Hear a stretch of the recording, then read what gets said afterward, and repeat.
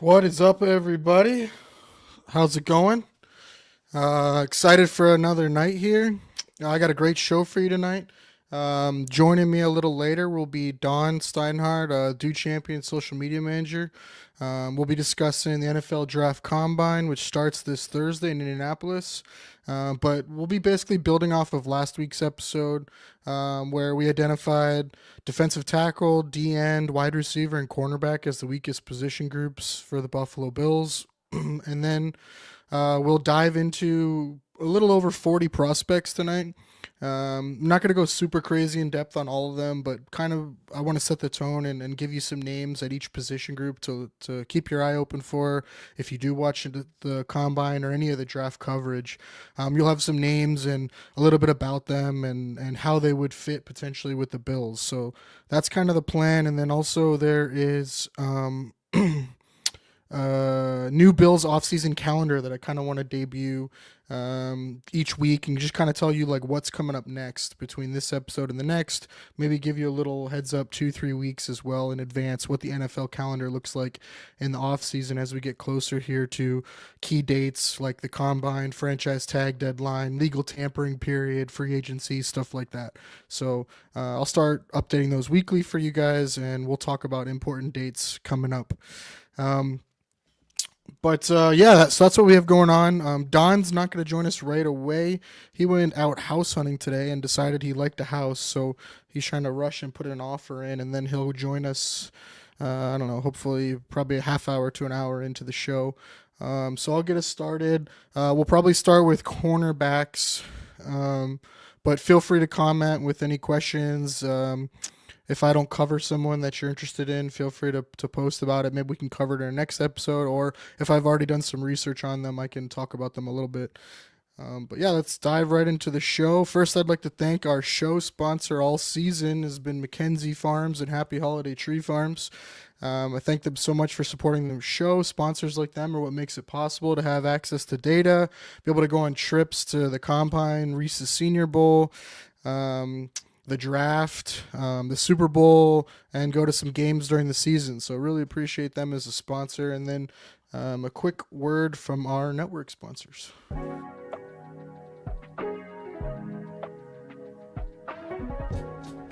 For the best Italian food in Western New York, Elliot Apollo's, call 716-825-3675. The Lardon Construction Group. Fubo TV, the official streaming service of Dew Champions. FanDuel, the official sportsbook of Dew Champions. For all your summertime needs, beauty pools, as well as kayak pools.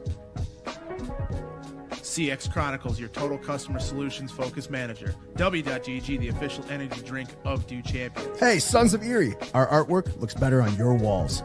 Hamburg Brewing, please visit our tap room on Boston State Road, Hamburg, New York. And finally, Fat Boy Surf Club for all your surfing needs.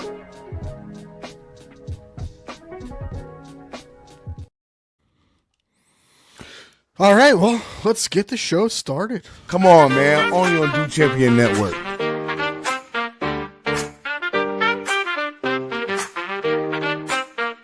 Everything you need, nothing you don't. Some may like it, few just won't. Everything you need, nothing you don't. Some may like it, few just won't. Buffalo Blueprint for analytics and new shit. Check pen in hand, mic in his hand. Welcome to the Buffalo Blueprint.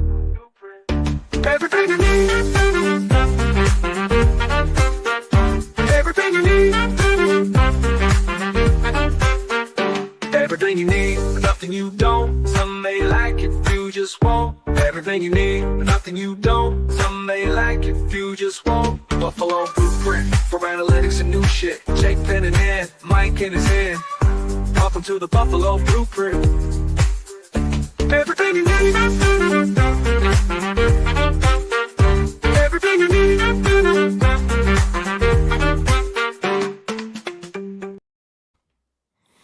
All right, let's dive right into it.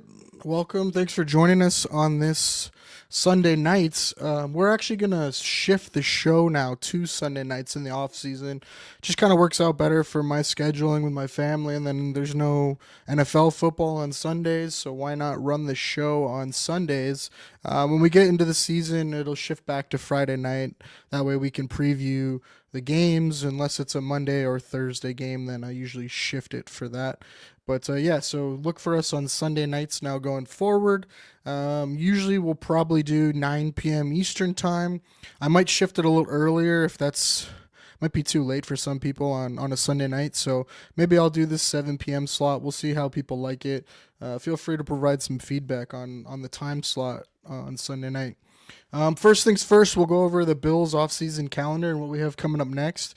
The next date that's really important would be the NFL Combine. So that starts in Indianapolis February 24th, so this Thursday, and runs through March 3rd. I'll break that down a little bit more here in a second with what each day entails, but that's really the next date for the NFL. Everyone's going to be in Indianapolis for that. There'll be plenty of coverage of it, and if you like that sort of thing, it's usually on NFL Network in the afternoon. So I'll talk about some of those times here in a little bit and what days each position group will go. The next date after the Combine, the following day is March 4th, and that's the franchise tag deadline at 4 p.m. Eastern time, March 4th. So that is the deadline for teams to use their franchise tag. A couple players out there that look like might get tagged, but not as many as normal. Most notably, T. Higgins looks like he might get the transition tag, so we'll see about that. But that deadline is March 4th. The next major date after is March 10th through the 12th. At March 10th at 12 p.m. Eastern time is the start of the legal tampering period. It's that awkward 2 days where teams can talk to agents and start setting out deals in place, and that's where you see a lot of the deals come forth, but they're not actually official or signed yet because this is that legal tampering period. And that runs again from March 10th at 12 p.m. noon to March 12th at 4 p.m. Eastern time. After that, March 12th at 4 p.m. Eastern time is officially the start of the 2025 league year, and free agents can sign. So that's when teams can make those deals that they negotiated the prior 48 hours official. You see a couple here and there where some deals that were reported during that 48 hours end up not being the case, or they jump ship and switch teams, things like that. So definitely that 4 p.m. Eastern time on March 12th, when deals become official, is the really important one, but definitely action-packed from March 10th to March 12th in that legal tampering period. So those are the main dates coming up in the next couple weeks. And so for the next one, which is the NFL Draft Combine, coverage starts this Thursday, February 27th. So players and executives and stuff will arrive this week. Usually they start arriving tomorrow. They'll do like their interviews and with the players, one-on-ones, medical checks, stuff like that. But the actual combine and the events that are on TV start Thursday, February 27th. So this Thursday. If you want to watch it, it'll be on NFL Network, 3 p.m. to 8 p.m. Eastern time. And that first group going up is going to be defensive linemen and linebackers. Should be a good group for the Bills. Like we talked about, defensive line is a big one, and that linebackers group is kind of weird because you have those tweeners that play outside linebacker or edge. So it's nice to see that they put them all on one day. So the first day, Thursday, is definitely, as Bills fans, we want to tune into that defensive line group and some of the linebackers. We'll talk about who to focus on here in a little bit. Friday, February 28th, 3 p.m. to 9 p.m. Eastern Time is going to be defensive backs and tight ends. So definitely some guys to focus on for in the defensive backfield, cornerback specifically. Bills are in need of a CB2 replacement and some depth. So that's a group we'll want to watch. We'll talk about some of the names to watch in that group here tonight as well. The third day of the Combine that'll be on air on television is Saturday, March 1st. That'll be 1 p.m. to 9 p.m. Eastern Time. It'll be quarterbacks, wide receivers, and running backs. Definitely a group to pay attention to. Check out some of the wide receivers, maybe some of the running backs, depending on what happens with James Cook and if we can get Ty Johnson back. So Saturday should be a good group, 1 p.m. to 9 p.m. Eastern Time Saturday. And then the last day is Sunday, March 2nd, 1 p.m. to 5 p.m. Eastern Time, and that's going to be offensive linemen. Not a super interesting group for the Bills.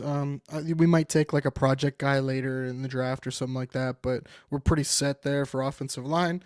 And then it closes out on Monday where they do kind of like medical rechecks, interviews, stuff like that, but none of that's going to be aired or broadcast on TV. So again, the main days to watch if you like watching on TV is Thursday through Sunday, and the important days for the Bills are going to be Thursday with the defensive line, Friday with the defensive backs, and then Saturday with the wide receivers. Some things to remember for the Combine is, like, don't read too much in the reporting on who teams meet with and like what players teams are meeting with. Every team meets with every player that they want to. Usually the ones that are reported are agents leaking information, trying to drum up interest in their player. But most teams are going to meet with most players. Some of them are just really quick and informal, and others are like the allotted time. They get like 30 minutes or an hour, depending on the team, through the whole week. So don't read too much into that. It doesn't really mean a whole lot. But it seems like every year people forget that and go all crazy. Well, why didn't they meet with this guy? Or, oh, I heard the Bills met with this guy. So does that mean they're going to draft that position? Doesn't mean anything. The other thing to think about is drills done without pads and against air. So all the drills done at the Combine are, they call it the Underwear Olympics. And so remember that, like, some guys are going to be way faster than they actually are in pads. Other guys play way faster in pads. So really what you're looking for is like to back up what people see on tape, basically. So what you saw during the year, do you also see that in these drills? That's really what you're looking for. Speed, agility, strength, they're all great, but do they match what you see on tape? If a guy's freaky athletic all of a sudden in the Combine, but he doesn't show that at all on tape, like, why is that? Like, what's going on? So you might see some guys really pop here in the Combine, and a lot of draft evaluators will go back and check the tape and see, like, why didn't he seem so explosive? Why didn't he seem so fast? Like, what's going on? And that could lead you to find some things in the scheme. Maybe the defensive scheme was holding a player back, or the offensive scheme, and so then you say, oh, well, maybe he has more upside to develop into a different role. So the speed and agility and strength stuff is important, but it's really not the end all be all. Most scouts just use that information to back up what they see on tape. Thanks, Laura. Thanks for tuning in. Medicals are very important this week, so definitely look out for that news. Some guys aren't going to be participating in the Combine on the field stuff, but they'll meet with teams, they'll meet with the medical staff to get more information on injuries. There's cornerback Siobhan Ravel. He'll be one of those guys. There's actually a couple cornerbacks that'll be there. Benjamin Morris is another one. Really good players, but some pretty significant injuries, and you got to see how they're doing. And so this is a good time for teams to check in, see how their recovery process is going, and try to figure out, like, is it going to leak into the season? Is there long-term damage, like arthritis with a knee? Like for Morrison, it's a hip injury. So is that going to be something he could fully recover from, or is he going to be dealing with that? So medicals are really important. You're going to see guys really drop here in some of the mocks with the medical checks. If the medicals get red flagged, I mean, you'll see guys drop from first or second round to day 3. Some guys might even be undraftable. So you see it every year. So medicals are very important. Also, teams can do their own medicals after the combine. So a lot of times when teams do their 30 visits, they can schedule 30 visits with prospects. They will use those to have their own medical team get their hands on certain players with injuries and get more information on those injuries. So that's another opportunity for teams to do medical checks. The other big thing in the combine is height, weight, arm length, and hand measurements. They're very important this week. A lot of the information that schools put out just isn't very good. Kansas is notorious for making players a lot taller. There's other schools that'll make players a lot heavier. There's some schools that'll leak 40 times, like way faster. So this is just a chance for everybody to get the same information and it to be official.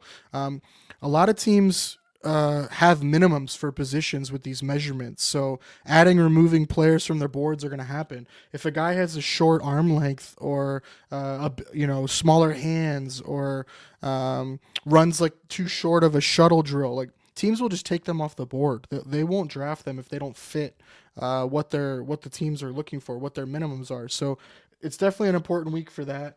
And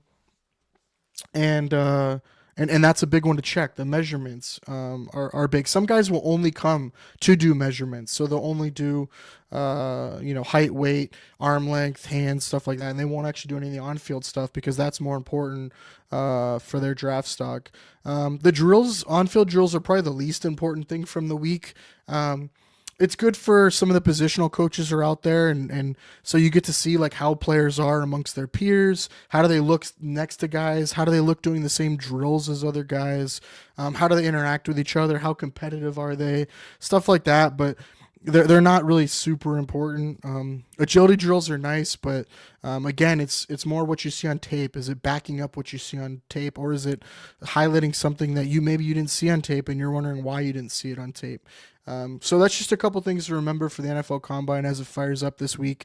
We'll dive into some of the prospects here now to keep an eye on, and I'll kind of give you a little like where they're right now. They're projected to be drafted, if they're Bills type guys or not. So we'll dive into some of that. Also, I'll go over like the top 3 or 4 guys for each position.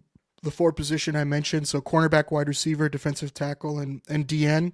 And those guys I'm going to breeze over because they're probably not going to drop to the Bills' range of 30.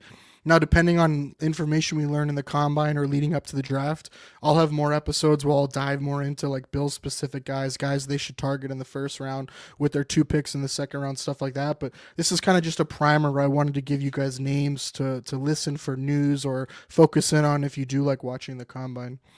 Let me share this screen and we will start. All right, so first guy obviously is Travis Hunter. He fits 2 of our categories, so cornerback, wide receiver. Obviously, he's not going to be in the Bills' range, so I'm not going to spend a lot of time talking about him. But he is the number 1 corner for a lot of people. He's also the number 1 wide receiver for a lot of people. Really fantastic talent. We'll see who he goes to, but he's definitely not going to be someone the Bills are after. Next up at corner is Trey Amos. So there's 2 guys in between here. Will Johnson's probably the cornerback number 2.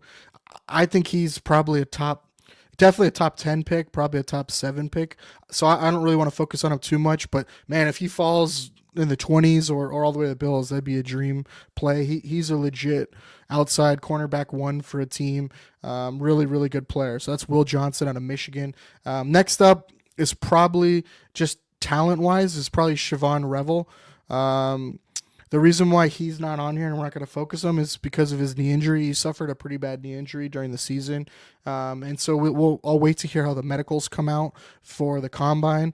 And then we'll cover him a little later because depending on how those medicals go, that'll tell us how he drops and if the Bills can target him. If Siobhan Revel was fully healthy, he's probably a top, I don't know, maybe between 10 and 20 player in this draft. Really impressive athlete. He can run with anyone. he's easy day one starter with really high upside, but he's coming off that knee injury. So that's Siobhan Revel. That's why I didn't want to really focus on him too much tonight, but we'll focus on him more as we get close to the draft, as we find out more about his medicals. So first guy we're going to focus on is Trey Amos. He's from Ole Miss, 6'1", 190.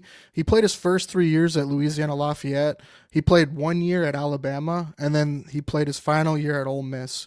He's tall, lanky, outside corner, lots of press man coverage.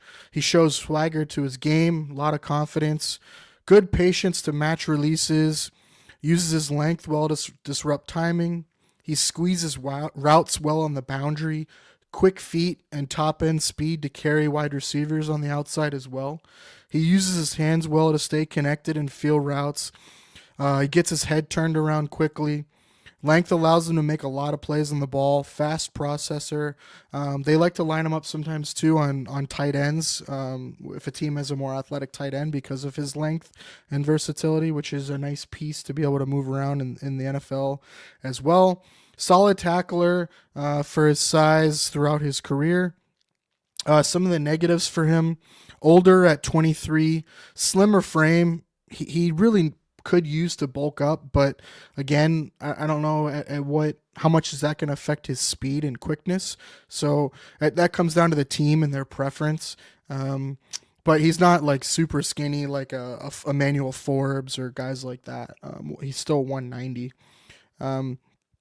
Another thing to watch out for him that's a negative is he's a handsy player. He likes to get his hands on players and not necessarily like grab them. He just likes to put his hands on them to feel like routes and to stay connected with them. He doesn't draw a ton of flags because of it. He's drawn 13 flags in his career, which isn't a ton when you're talking 5 years of playing. But I do worry about in the NFL if he does get a little grabby, is that going to lead to too many flags? He doesn't have a lot of experience in zone coverage, but he definitely has the tools to play it. So I wonder if teams that play a lot of zone or want to play more zone or be more versatile, that's something he's going to have to adjust to. Again, it doesn't mean he can't do it. It's just on tape, especially at Ole Miss, it was all man coverage. So it's just something to watch out for, but he's a really good player. Projections for him are back end of the first round and second round. It kind of varies depending on who you talk to right now, but I think he's a really good player, high upside.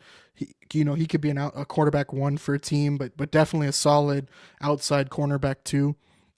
Really good player. I like him. Good fit for the Bills if they want to run more press man. They like the longer corners as well. And he's not a great tackler, but he's a solid tackler. And that's a minimum for the Bills. I think it's definitely an area he can improve on, especially if he puts on a little more functional strength. So that's Trey Amos. Good player, though, and definitely someone to watch out for. So we'll stick to... I'll just read off some of these because I don't have graphics for everyone. I didn't really have time. I can pull up some of these guys so we can at least look at them. So next one up is Jahdae Barron. He's a really interesting player. They've used him all over the place, man. He's played safety. He played slot. And this last year, they had him lined up outside corner. Really good player, 5'11", 200 pounds, versatile, experienced baller, man. He's a baller. He's excelled at all three levels, from safety to slot to outside corner. Lots of off-zone coverage reps. Not a lot of like man coverage, definitely not press coverage. He's not an elite athlete, and he lacks a lot of experience in man coverage, but man, really good in zone coverage and off coverage, and he fires downhill and brings it in the run game, man. He's a tough player, ball hawk. I think he's a really good player. I just don't know if he's someone the Bills are going to focus on specifically just because of their needs, but man, he's a fun player for someone, versatile piece, and that position versatility is definitely valuable. He's a first rounder, early second rounder, depending on how the measurables and everything comes out. But man, he's a really, really good player, good leader too for Texas. Let me pull up the next one. Go with Morrison.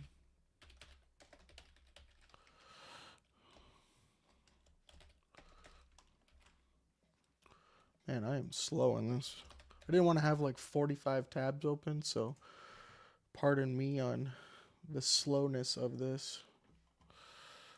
I will get it down as we go along. I do have graphics for a lot of them, but man, it's a lot of work making a graphic for each one. So next up's Benjamin Morrison. He's an outside corner from Notre Dame. So I guess I'll try to give some like big board perspective too for people, so that we don't lose track too much here. I used for the big board. I stole Kyle Crabb's big board. He's the host of Locked On Dolphins as well as Locked On NFL Scouting with Joe Marino, and he's also the head scout for the 33rd. So really, he's really good draft scout. He used to work at the Draft Network. I really respect his opinion. So I used his top 100 big board to kind of help rack and stack some of these guys. So for Trey Amos, he has him as his 30th prospect.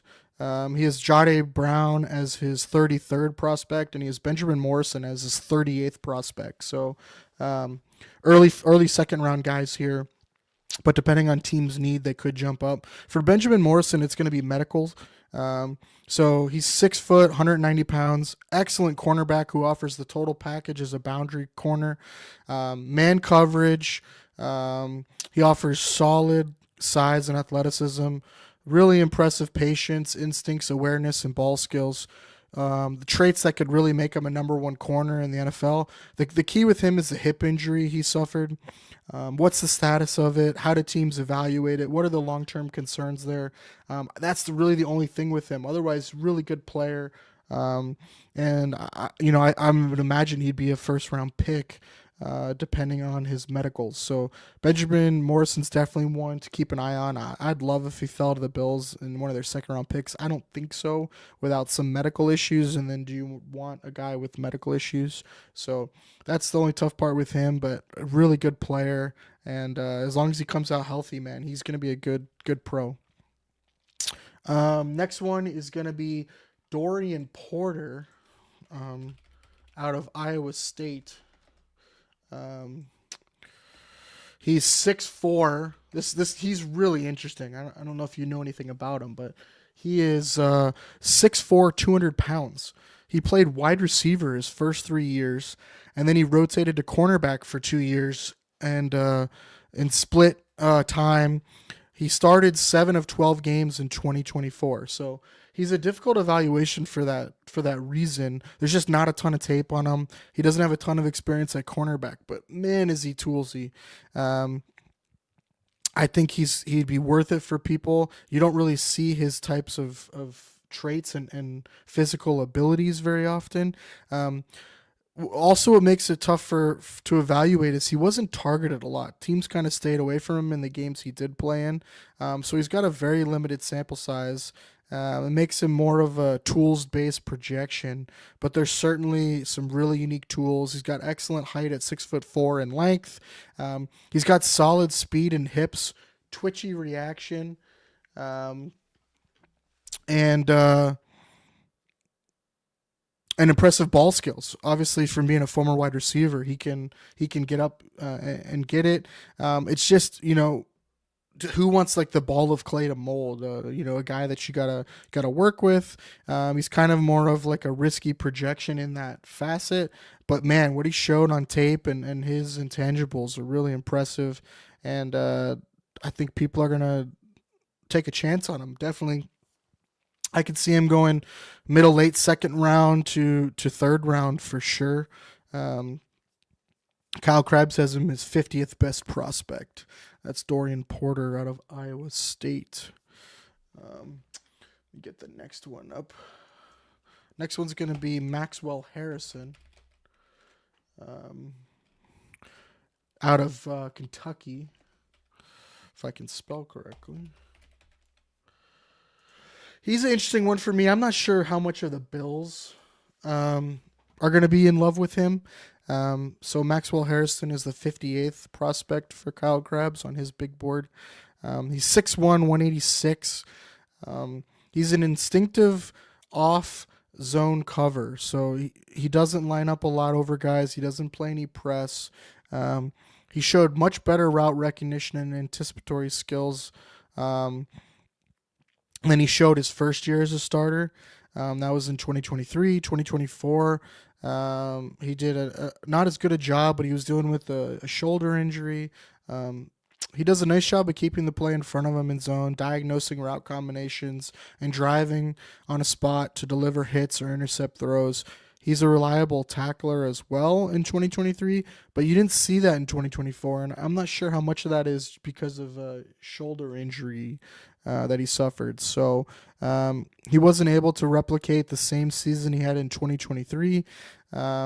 He missed some time. He missed a lot of tackles. He doesn't have ideal speed. He's not super fluid. And he doesn't have the burst for press man coverage or man coverage. Zone heavy teams are really going to like him and value his skill set. I think he's going to be like maybe a second round, third round, depending on how teams value him and think that 2024 was more injury than actual, what he is like. Medicals are going to be important for him. Is that issue cleaned up? I'd be surprised if he gets out of the third round. He is pretty polished. His awareness and ball skills are really good. When he can see the ball, he goes and gets it. So again, I think a team that likes to play zone off man is really going to like Maxwell Hairston. I just don't know how much the Bills are going to love him. They're kind of getting away from that off ball, zone type player. So I'd be interested. He does have some measurables they like. He's long, 6'1", 186.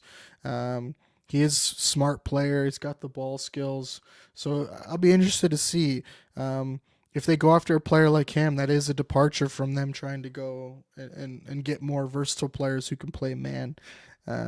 So definitely something to watch, but the value might be too good if he starts slipping, because I think he's a plug and play CB2 in a zone coverage scheme. I just don't think he gives you the flexibility that the Bills want now. Think like Rasul Douglas more in his prime. He might be a little more athletic than Rasul, but the same kind of player, like thrives in zone coverage when they can look in the backfield at the quarterback and play off man. When you ask him to man up or play close and chase guys across the field, they're just not going to be able to do it. So that's Maxwell Hairston. Next up is Azare Thomas. Great name. From Florida State. 6'2", 198 pounds. He's the number 76 prospect on Kyle Crabb's big board. He's another one that's a tough evaluation, much like Dorian was, just for the fact of he wasn't tested very often this past season. The scheme is pretty conservative, and I think he's a pretty conservative player as well. So it makes it really difficult to evaluate his ball skills when he's on a guy. I think he wants to play more safe, and that might be coaching as well. So you don't see him make a lot of plays on the ball. And so does he have that ability, or is it something that's he's coached not to do to play it more safe? That I'm not sure on that. That's something that really would elevate him to the next level, would be to see him have some more ball skills. As it currently stands, I think he's a good player, man. Overall, his size, athleticism, 6'2", 200. He's got good balance, good technique. He's really good in run support, and that's really big, I think, for teams. But I just worry about his ball skills. But again, it's really hard to find corners that are his size, length, and flexibility and athleticism. He's not like a rigid guy. Like, he can really move. I think he best fits as a press man scheme boundary corner. You let him get physical, let him get his hands on guys at the line. You use his length to pin receivers to the sideline. And I think he'll be really good. I'm not sure if that's the kind of guy that the Bills will be able to take advantage of. That is Azure Thomas from Florida State. Definitely someone to watch on. I think he's going to be back end of day 2 unless someone really falls in love with him. He could have a really good pro day. He could have a good combine and move up. Again, that size and length, and depending on what he runs, can really entice teams. But I think he's more of like a mid to back end of day 2 guy. But man, you hit on his intangibles and you're going to have a really unique, legit corner. All right, let's welcome in Don to the party. Don, what is up, man? What's up? Yeah, sorry I'm late. I was supposed to be here at 7 when you started. I think you know this already, but had a little bit I hectic did tell of the day. everybody. Yeah, I ended up having to put an offer in on a house that so trying to buy my first home and just had to put an offer in on it because I had another offer. Figures it was the first house that we really liked after looking at like Always 20 did. houses, and it has an It's offer in on it. always like that. Had to get that rushed in today. All right, let me share the So, screen again. been a hectic day, but we're here. Well, we're happy to have you. So we have we're on corners. We're on corner number 10 now. It's Kobe Bryant is corner number 10 on the list. He's number 87 on Cal Crab's big board out of Kansas. 6'1", 175. He's a tall, lanky cornerback with impressive flexibility, quick feet, some physical play and man coverage, and solid ball skills. Bryant's experience shows up on tape and in his anticipation and technique. He needs to continue to develop his body and grow into his frame. 175, he is light, lanky, kind of gets bumped around, and he looks thin and lacks functional strength. But boy, is he feisty. Boy, does he play tough. He sticks his nose in there. He has all the potential to be a starting caliber corner in this league. He's got some scheme versatility. I think he'll go day 2. I think he can play in either zone or man. If he's going to play zone, I think it's ideally like more off cover 3. But a press man scheme, I think he could definitely do if he gets some more functional strength. But his quick feet and flexibility, man, he can really move with guys. It's fun to watch him, man. He was a fun watch. I think he'll get better with time. And so Kobe Bryant is definitely one to watch. I do worry about his measurables maybe not being so attractive to the Bills and say some other teams. Yeah, I'll be upfront. Like I don't know how much you've prefaced, but I wasn't able to dig through much of the corners before this. But I know the first thing that the Bills are going to look at is size, weight, speed, at least for the first couple of rounds. That's kind of been their MO. And then for corners, they have to be able to tackle. Like, how do they play against the run? This guy, Kobe looks like he, at least according to PFF, graded out really well against the run. So if we dig into the tape and does he tackle well? Is he handsy, right? Does he get physical at the line of scrimmage? Looks like he's taken basically he's taken half of his interceptions back to the house, which is pretty nice to see. Yeah. Dude's fun watch, man. He is physical. It again comes down to like how much the Bills want to transition to that ability to play, man. And then how much do you want to sacrifice that in run defense? A lot of this class, you'll see a common theme. They're not the best tacklers, man, for this corner class. There's some average guys. There's 1 or 2 guys that are good, but most are just average. He's a willing tackler. Obviously, at 175, he's got to put on more weight. And just you wonder how much is that going to affect his flexibility, and quick feet. To see get his playing weight to like 186, 187. I would agree with that. For him. For sure. Yeah, fun player, man. Definitely keep your eye on him. I really enjoyed the watch. Next up is going to be Jacob Parrish. I just got to switch the screens here. I need a new producer. I'm gonna fire this producer, aka myself. All right, so Jacob Parrish, Kansas State, number 88 on Kyle Crabb's big board, 5'10", 183 pounds. Savvy corner, man. I enjoyed watching him. He's an quickness, technique, route anticipation. He's compact. It really allowed him to play bigger than his size. I didn't feel like that was like a negative when watching him. He's a reliable tackler, even if he does like to go low. The tough thing with him is, is there going to be a temptation to move him inside? Is he going to end up being a slot player in the pros? He has the size to be outside, but he fits a little better in the slot if you just go by true measurables. Yeah, 5'10", 200 fits like slot corner. Right, but man, he looks good on the outside, so I think it'll just come down to the line of scrimmage. Yep. Yeah, so we'll see. I think he's got a chance to go late day 2, maybe early day 3.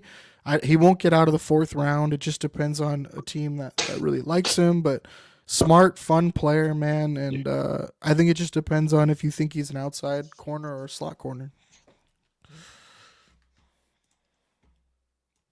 All right. Zy Alexander is next up out of LSU. My producer has to pull up the sheet. Give me 6'2". Give me 30 seconds. Give me 30 seconds. I think I'm gonna have 6'2", 195.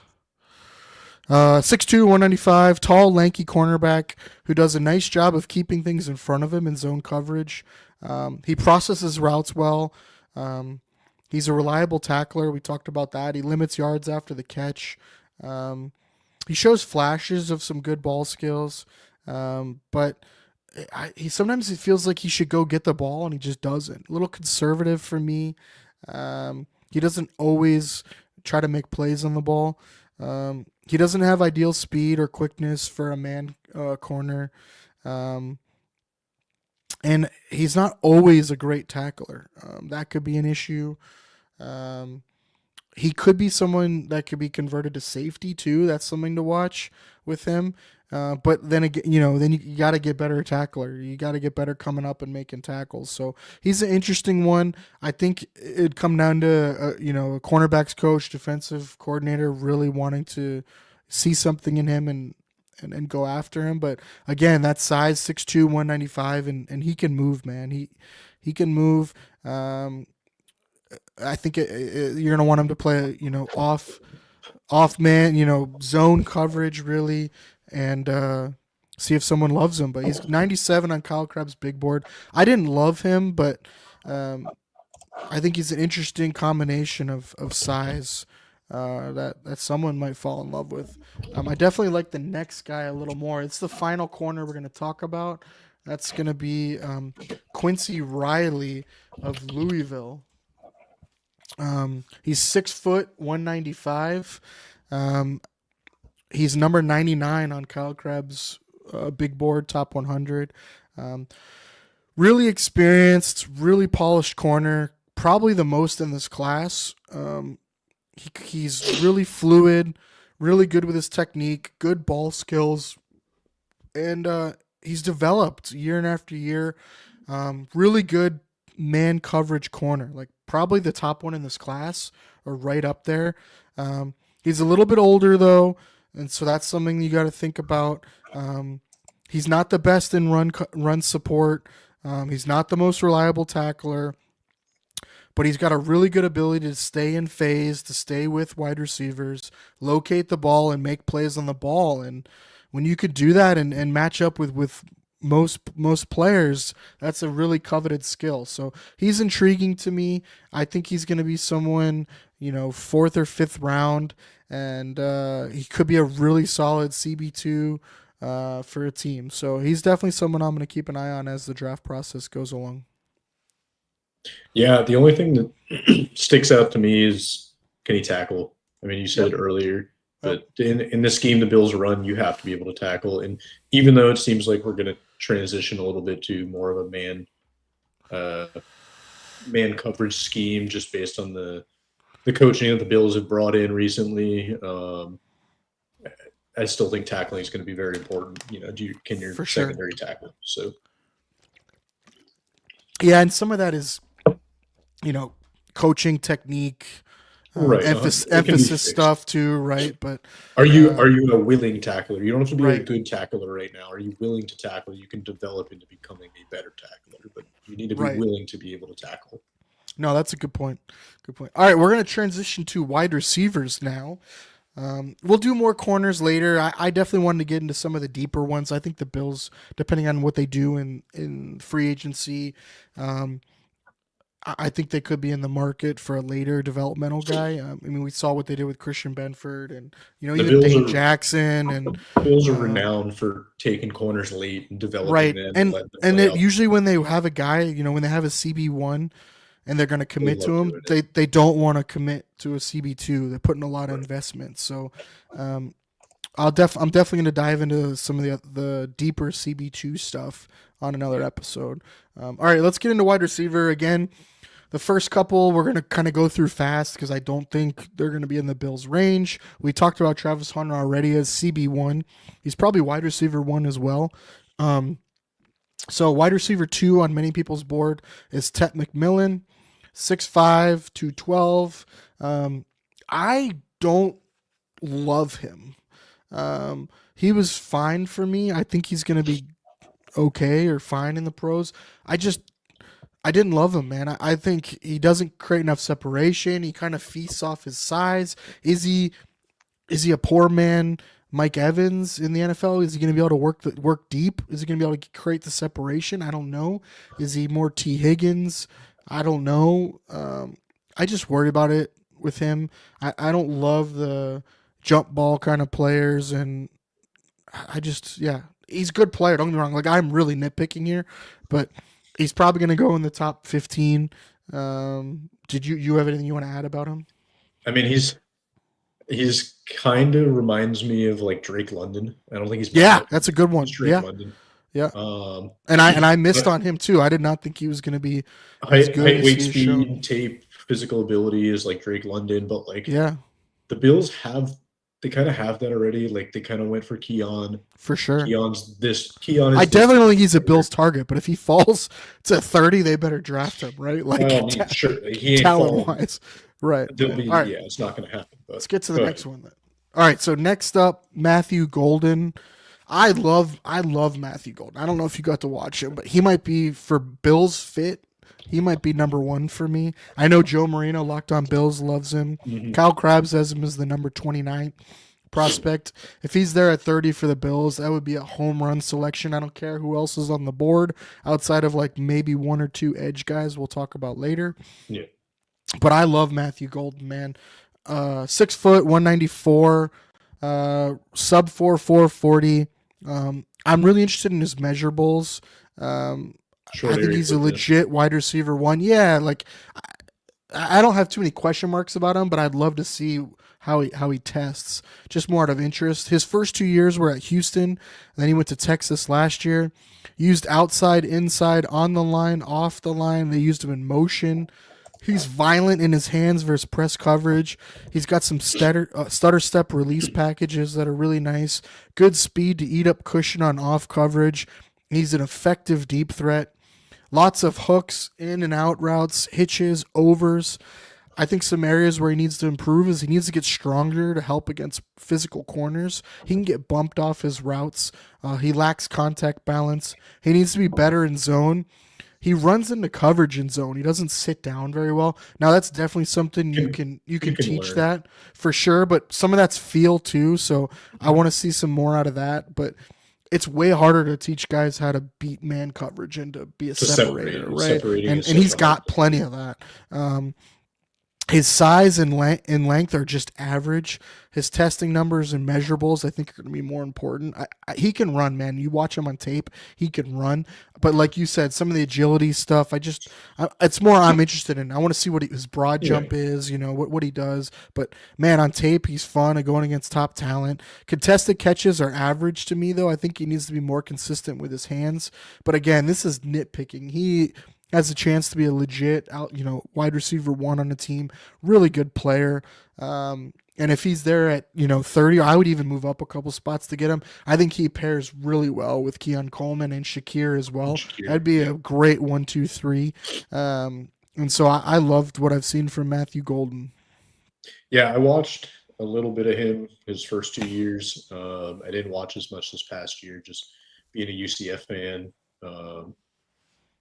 So kind of followed around with that. But where I was going when you saw him there, were you like, this is a dude? Well, I remember watching him and being like, this guy can run. Right? Yeah. He is a that shows up on tape. Legitimate deep threat. Like last year at Texas, I'm looking at it now, 17 yards catch, 15 yards catch in 2022, and then 10 yards in 2023. But I mean, consistently averaging over 10 yards a catch. But I just remember looking at this guy, especially this past year, watching the playoffs too at Texas. Like, this guy can run. Yep. And the Bills need a guy. Which is interesting too, because his running mates, Isaiah Bond, you thought that was the guy that was going to be the speed guy and take over the role this year with a Xavier Worthy, another speed guy leaving, and it's Matthew Bolden who ends up stepping up and being the main guy. I remember watching him and just saying, this guy can really like actually run past people. Yep. So. All right. If he's there, Bills take him. I'd be okay with a trade up a couple spots too. Next up, Luther Burden. He's number 31 on Kyle Crabb's big board. From Missouri, 5'11", 208 pounds. Compact dude, can move. 3-year starter, explosive, but they work to get him the ball. Like, he is not just a natural get open wide receiver. He played outside as a freshman, and then he moved into the slot his sophomore year when he really broke out. Burst and quickness are the keys to his separation. Good man or zone in creating separation. He can work deep, plays bigger than his height. He's good in the air and making adjustments. But his production was really padded by manufactured touches. His route tree is limited outside. And so I think he's got like the tools and traits to be something. He's really fun after the catch, but he's not a refined route runner, man. And I think he's going to take the right scheme, the right team to develop that out of him. I don't think he's necessarily the best Bills fit, but as far as like explosive guy to get the ball to and watch him to make plays, he's fun, but I think they got that already, and so I think they need a more vertical threat. So that was kind of my impression with him. Again, if he's sitting there, I wouldn't hate it. I just think we have other more pressing needs than Luther Burden at pick 30. Yeah, I don't have too much to add to that. I don't think Bills don't need another slot guy, so then can he go back and play outside? And it's like, why are you doing that in the first round or early second? It doesn't make sense. I agree. All right, next up, Emeka Egbuka. He's number 32 on Kyle Crabb's big board out of Ohio State. I think he's your ready-made pro slot wide receiver. You would know this way better than anyone. Yeah, man, I've watched a lot of Ohio State. 6'1", 205, 4'3". Sophomore and senior years, he put up nearly identical numbers, 70-plus catches, 1,000-plus yards, 10-plus touchdowns. Primarily a slot. He's thick-built. He works the middle of the field really well. Underneath and over the middle routes primarily. Good acceleration. Sharp in his route stems. He's a professional wide receiver. Works seams vertically well. 70% slot usage. He caught just 14 deep throws over the past 3 years. These are some negatives. His route running, not speed, are the key to his downfield separation. So his tempo, his savviness are what creates his separation downfield. He's definitely way more of an underneath, middle level type receiver. His yak is just average. He's not like a dynamic guy with the ball in his hands. He does have some good play strength, though, and he'll break tackles. He's reliable, tough, but he's not considered explosive. I like him. I don't think he's a Bills need, but he's like every team needs Emeka Ibuka as far as like He's solid wide receiver 2 that can get you buckets. Professional dude shows up week in and week out. he is JSN. He's Jackson Smith. And That's a good one, man. I so he think is. JSN He's might be a he's little slot more receiver. explosive, but yeah, I Might be agree. more JSN I might be agree. more explosive. That's why he went in the middle of the Yeah. first. No, round. I agree with you. But- That's a good point, though. But I mean, he's Professional JSN. route runners, Yeah, just short and intermediate. Yep. same weight, Okay. same size. Will probably run the similar time. Like Yep. he's JSN. Right, and every team could use that. Right. Like Yeah, I there's don't never a think if bad the reason. Bills necessarily took him, it would like kill Shakir or not be good for Shakir. I think it would let Shakir move around more. I just Doesn't make again, you're talking, and your first round pick, is that where you want to put it? Yeah. I think it depends who you ask, right? Yeah. All right, so that's Emeka Ibuka. Next up is Alec Oyebunyor, I think, maybe, possibly. He's 43rd on Kyle's big board. For me, he's a no. 6'2", 210 out of Stanford. That 40 time's not going to be right. He's big, well built, strong frame, can play outside or inside. Strong versus press. He does a good job winning inside. He's more suddenness than expected, but not explosive. He was used a lot downfield, but against off coverage. He would work underneath, curls, hitches, things like that. He's not a speed threat, but he uses his tempo to create separation. A good ability to adjust the ball in the air and use his frame. Competes after the catch. Hands aren't great, though. That's the thing for me. He just had too many drops on like not bad throws. He's a weird catcher, like not a natural catcher of the ball.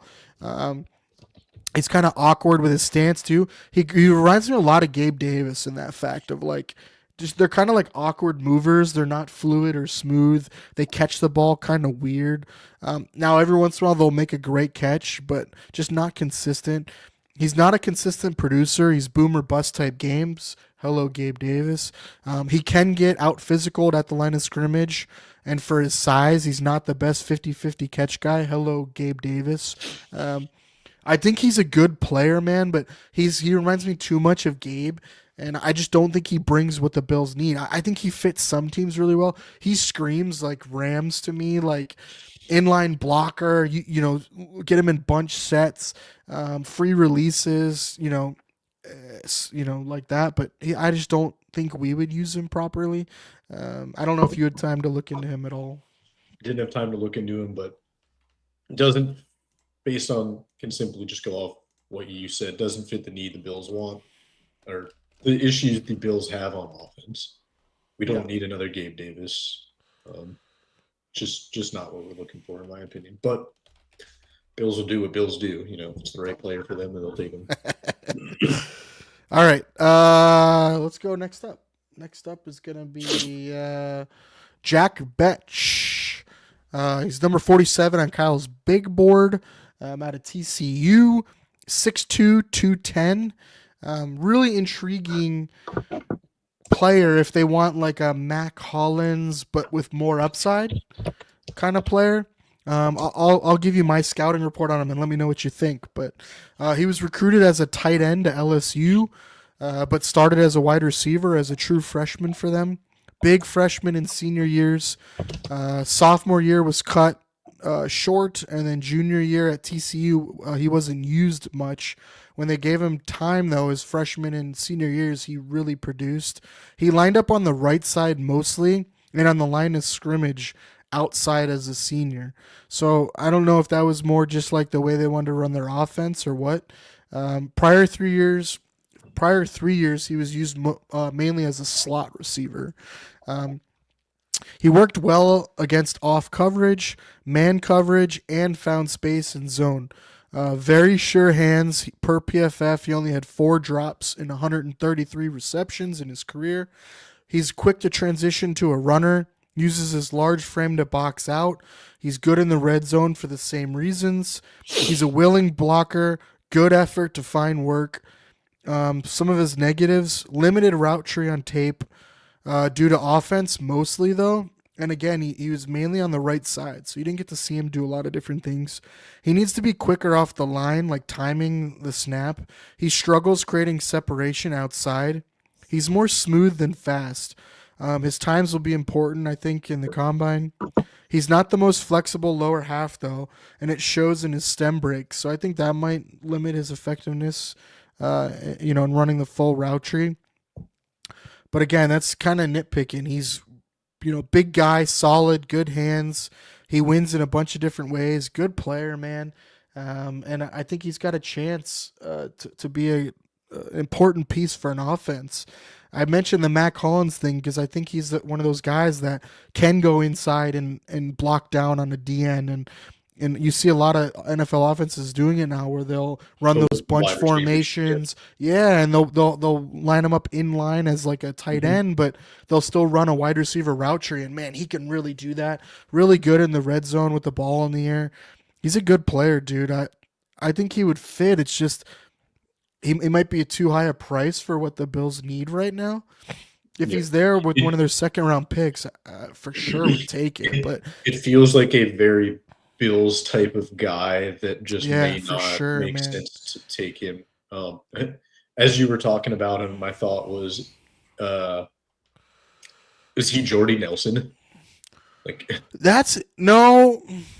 I do like the thought there. I don't think so. I think Jordy was like more savvy than what Jack has shown so far. That doesn't mean he can't be. He looked really good at the Senior Bowl. Like is his MVP. potential, is his ceiling like Jordy Nelson? It might type be. player? It might be. And if that's the case, I think that would be a home run for a second round Right. pick. I mean, ceiling would be great for. I think the potential is there for sure. I think it depends on what offense he goes to, but he's another like Rams guy. I think would fit that up. Tampa Bay would be another one, like a Chris Godwin type. You move him inside, outside, Well, if in line. Godwin leaves Tampa, Obviously, Godwin's a better route runner, but I'm just saying, like, you can move him around. He does a lot of good things. So, really interesting guy. Definitely someone to watch out for.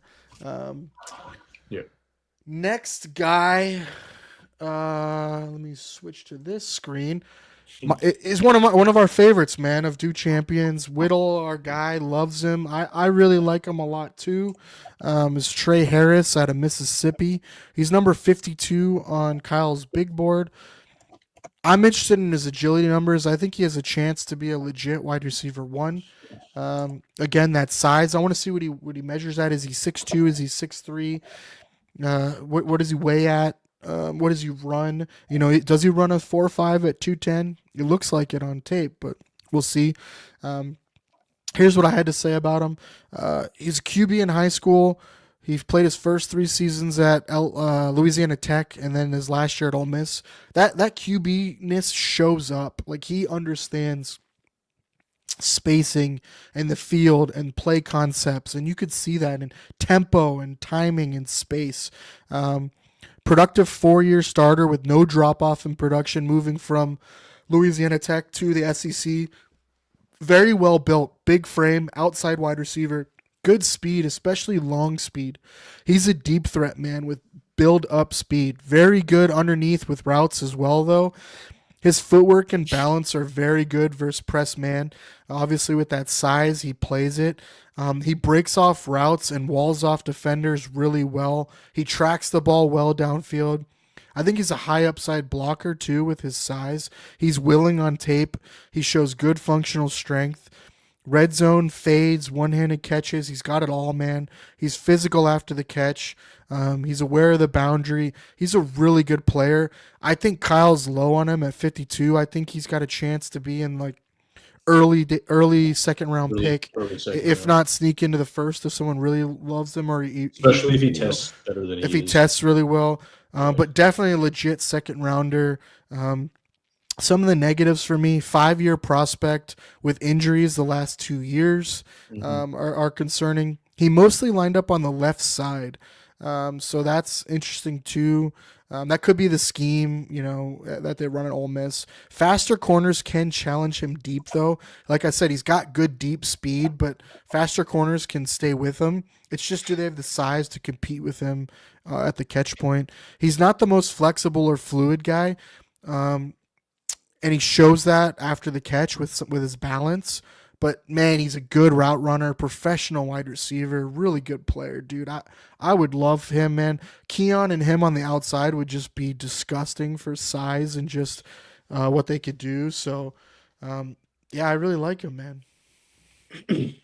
Yeah, if you, I feel like I haven't dug too much into his tape. I know he's a big Do Champions is big on him, but once I get digging into the tape on him, I'll really understand it a little bit better. But off the bat, like, sounds like Michael Pittman. Yeah, he's got more deep speed than maybe Pittman more deep does. speed, but like Yeah. willing to block, intermediate Yeah. route runner, Yeah. big body frame, can run fades. That's a better comparison though, because like where Drake London does more in the slot type thing. London Pittman moves primarily outside. Right. He's obviously willing to block. That's a good in that comp. Scheme. Like Yeah. height, weight. I think speed, the only like, difference he between runs him and both. Pittman is I think he has a better like deep long, threat than deep Pittman. threat, yeah.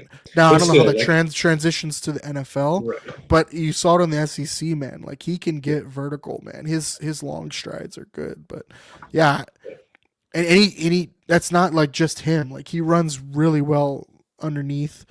He's really good, man. I think that would be a home run pick, but I don't think you're gonna get him with the Bills' second round pick. Is the thing. You got to move up. I think you got to get up if you there. really Yeah. want him. All right.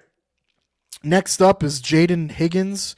He's number 57 on Kyle's big board out of Iowa State. 6'4", 215. He played his first 2 seasons at Eastern Kentucky. Started all 4 years, though. He produced more and more each year. I definitely look for that out of guys, especially as they do a bump up in competition. He lined up well outside the numbers, but he did spend some time in the slot as well, so good versatility. He's a long strider. He eats up off coverage so fast. He's got some good suddenness off the line of scrimmage for 6'4", 215-pound guy. He creates separation well inside. Lots of split releases in his packages, which I like seeing. For a taller wide receiver, he has good hip flexion, sinks his hips well on breaking routes. He's not the most fluid overall, though, and he presents a large target, though, which I think helps. He only has 7 career drops, which is really good. He's got nice body control and tracking down the sidelines and red zone work really well. He's an effective blocker, chippy, works hard to find work, good form, and walling off defenders as well. Some cons for him: limited route tree on tape, hitches, curls, slants, drags versus off coverage. You didn't see a lot of other stuff. Nearly half his catches are within 10 yards of the line of scrimmage.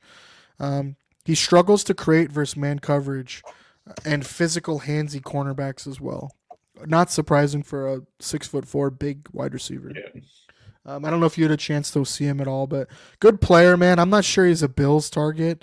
I think they need more speed and verticality and guys who can win versus man coverage.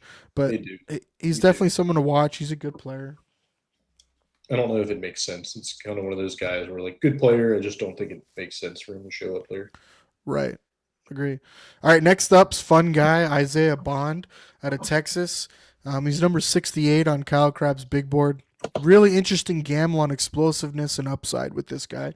I definitely, if he slips, I wouldn't mind taking a gamble on him. 5'11", 180 pounds. He started his career at Alabama. He was a track guy in high school. When Saban retired, he went to go play for Steve Sarkisian in Texas. He played both inside and outside. He played more outside at Texas, though. He ran routes to all 3 levels, though. Worked both middle and down the sidelines. He's quick to slip jams. He eats up cushion fast. Stop-start is really impressive. He's a legit deep threat. He runs past corners. He forces coverage shells over the top. And I kind of wonder how much that helped, a guy like Matthew Golden, right? Because you have to pay attention to Isaiah Bond. Solid hands, just 2 drops. He tracks the ball well enough over the shoulder. He adjusts well. He will sell out to make catches, good vertical ability, solid awareness on the sidelines. He's willing to work the middle and toughen traffic, physical after the catch for his size.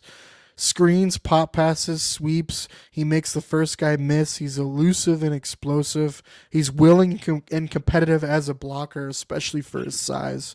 Some cons for him: he's smaller size for outside wide receiver. Physical press corners might be a struggle in the NFL for him, but he's so quick and slippery, he might be all right. I see Devonta Smith be just fine with it. Production down this year. A lot of that is Quinn Ewers, though, and that's kind of why I'm willing to take a gamble on him. Holy shit, did Quinn Ewers miss a lot of throws to him. I want to say, like, I saw at least 10 that he had him wide open, and Ewers just missed him, like, not even close. So I do wonder if, like, you're getting a discount from him from having a down year with just bad quarterback play. Long-term durability is a question with his size, but again, he plays physical, he plays tough, willing blocker. So his size isn't necessarily so much a negative, it's just more durability. He's hard to evaluate his true deep threat ability, though, again, because of quarterback play the last 2 years. So he's kind of one of those guys, man, like, I think if you asked people 2 years ago, even last year, he was like a first round guy, and he's just been sliding. And I think if you can nab him at the right spot, maybe your second round pick, or maybe move up a little in the second round to get him if he's there, he would totally be worth it. He is exactly what the Bills need. I think he'd be perfect opposite Keon. I don't know if you've had a chance to watch him. I didn't. I watched him in Texas. That was my limiter. That's my extent of watching him. But I'll just say it now: with whatever pick they end up having, the Miami Dolphins will select as Isaiah Bond. I mean, it feels like he's Jalen Waddle. I just feel like he would fit their scheme. I don't know how well he fits the Bills scheme. I think it's just what they wanted to do with it. I think he's exactly what they've been missing as far as like legit vertical threat, gadget kind of speed guy that you can get tunnel screens and stuff to him quickly, jet sweeps. But like he can run routes, man. But legit, you have to shade to his side. You have to. Like he will blow by corners. Like legit 4.3 speed. So yeah, it'll be interesting to see. I'll keep an eye on him. Next guy on the list, I'm not going to cover. He's not a Bills fit, but he is in this talent range, or maybe even a little higher. Xavier Restrepo. He's a slot man. He gets buckets, good player, physical, but just I wouldn't want the Bills to invest in a player like that when we already have Shakir and Kincaid and stuff like that to work the middle. He's not what I would want. Not saying he's not a good player. I think he's a good player, but that's why I'm not going to cover him here. So next guy that we're going to cover is Jalen Royals out of Utah State. Yes, Utah State. 6 foot, 205.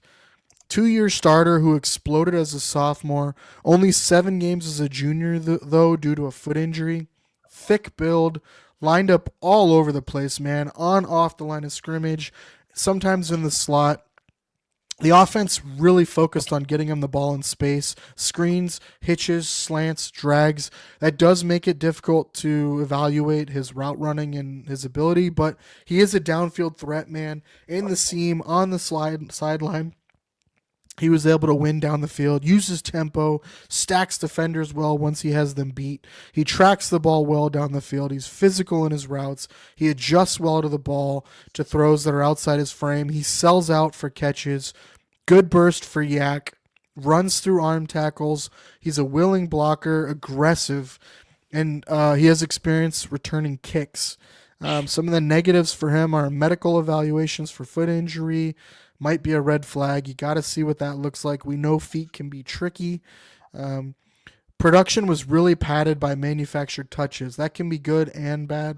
So that's something you got to be comfortable with.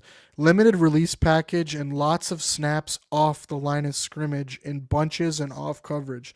So Kenny Wynn lined up on the line of scrimmage. He's got the frame and physicality to do it. You just didn't see it. So I'm interested to see if he can do that.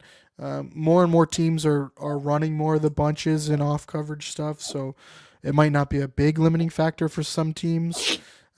He's not the cleanest route runner. His breaks aren't the sharpest. He relies a lot more on tempo, so it's definitely something he needs to clean up. He does not create the most separation. He provides a limited target. He's not super friendly to his quarterback. Yeah, he would rely or a more reliable, accurate quarterback would help. He didn't necessarily have that either. Really interesting guy. Cool project. Cool. What will he be in the NFL? So I wanted to bring him up. I had some time to watch him. I don't know if you've got to watch him at all. I feel like what the Bills are looking for is not a total project at wide receiver, especially kind of where we're at. Right. I don't disagree with that. I kind of feel like he almost seems like Zay Jones-esque. Obviously didn't get the He's more production. Debo than Zay Jones. Yeah. It just doesn't feel necessarily like something that the Bills would want. I mean, I could be wrong. He's not physically, he doesn't stand out physically like the Bills like to go after with project type players. So then it's kind of like, I don't think you want to take a second round or early third round pick on him. Like that. Yeah, I don't know if I sold him the best then, but he's a beast, dude. You'll have to watch him and then let me know what you think. Really good versus man coverage, 3 yards per route run, so really productive. He's a good player, man. He's a good player. Just depends on his medicals. I think he would go higher if depending on his foot injury. All right, so I'll definitely check out the tape then on him. And just he's a fun watch. I would check him out, man. He's a really unique dude, kind of built like Steve Smith.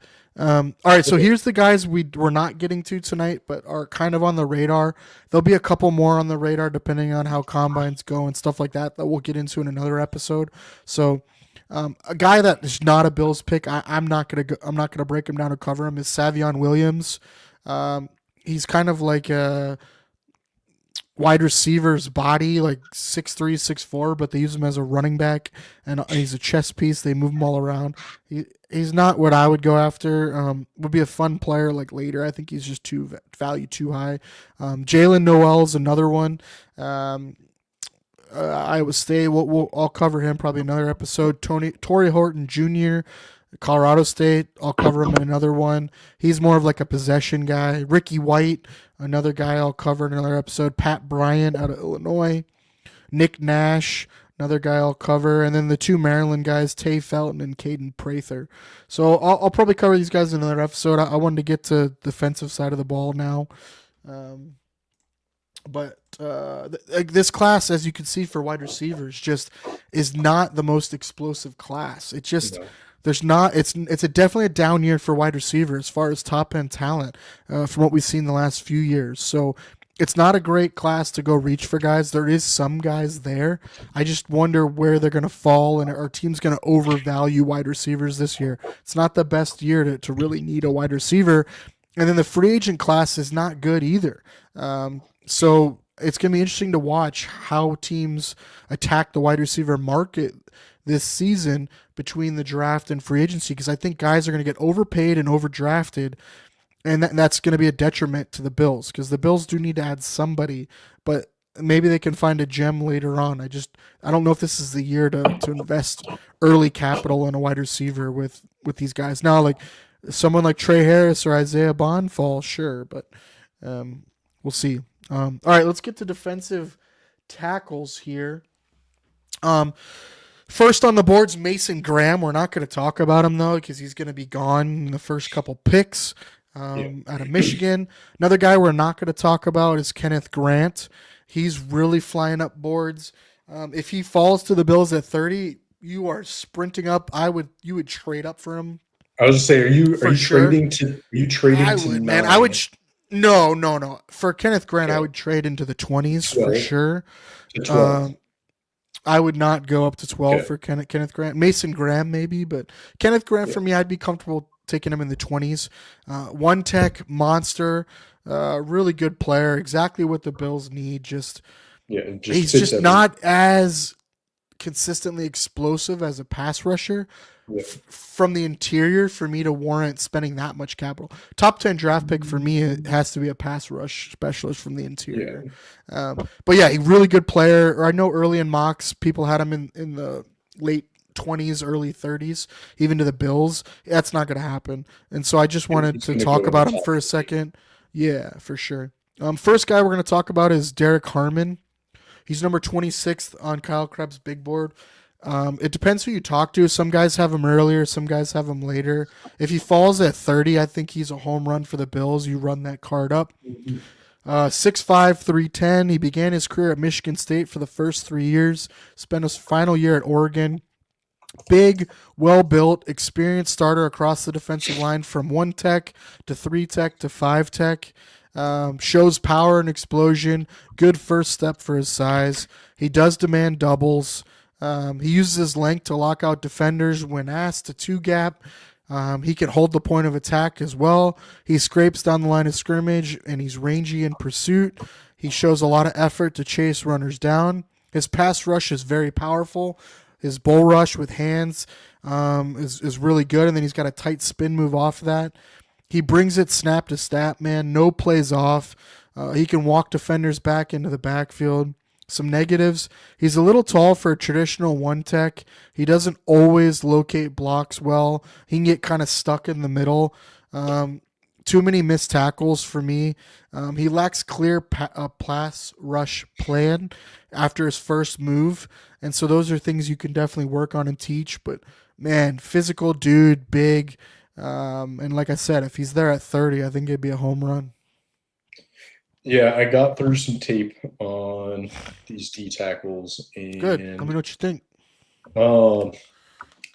I read over a couple different draft profiles and all that. And I stumbled upon the Lance Zierlein, just simple NFL.com, and his comparison was Daquan Jones. And if you watch the tape, dude, if you watch the hilarious tape, though. it's, You saw me with Daquan the Jones.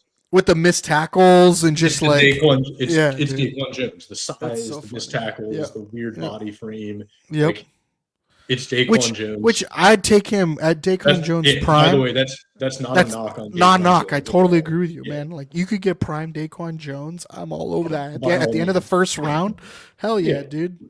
Like, is he a perfect draft prospect? Is he a perfect 1 tech? No, but Yeah. like, I think also the Daquan motor Jones. with a guy that big is key. Is You'll key. see I talk about that a lot with guys and like snap share. Are they taking plays off? Yeah. Do they get Motors. lazy? That's common with these big guys, and with him you don't see that, man. He brings it every play, dude. So yeah, I'd be home run. more than happy if the Bills ended up with him.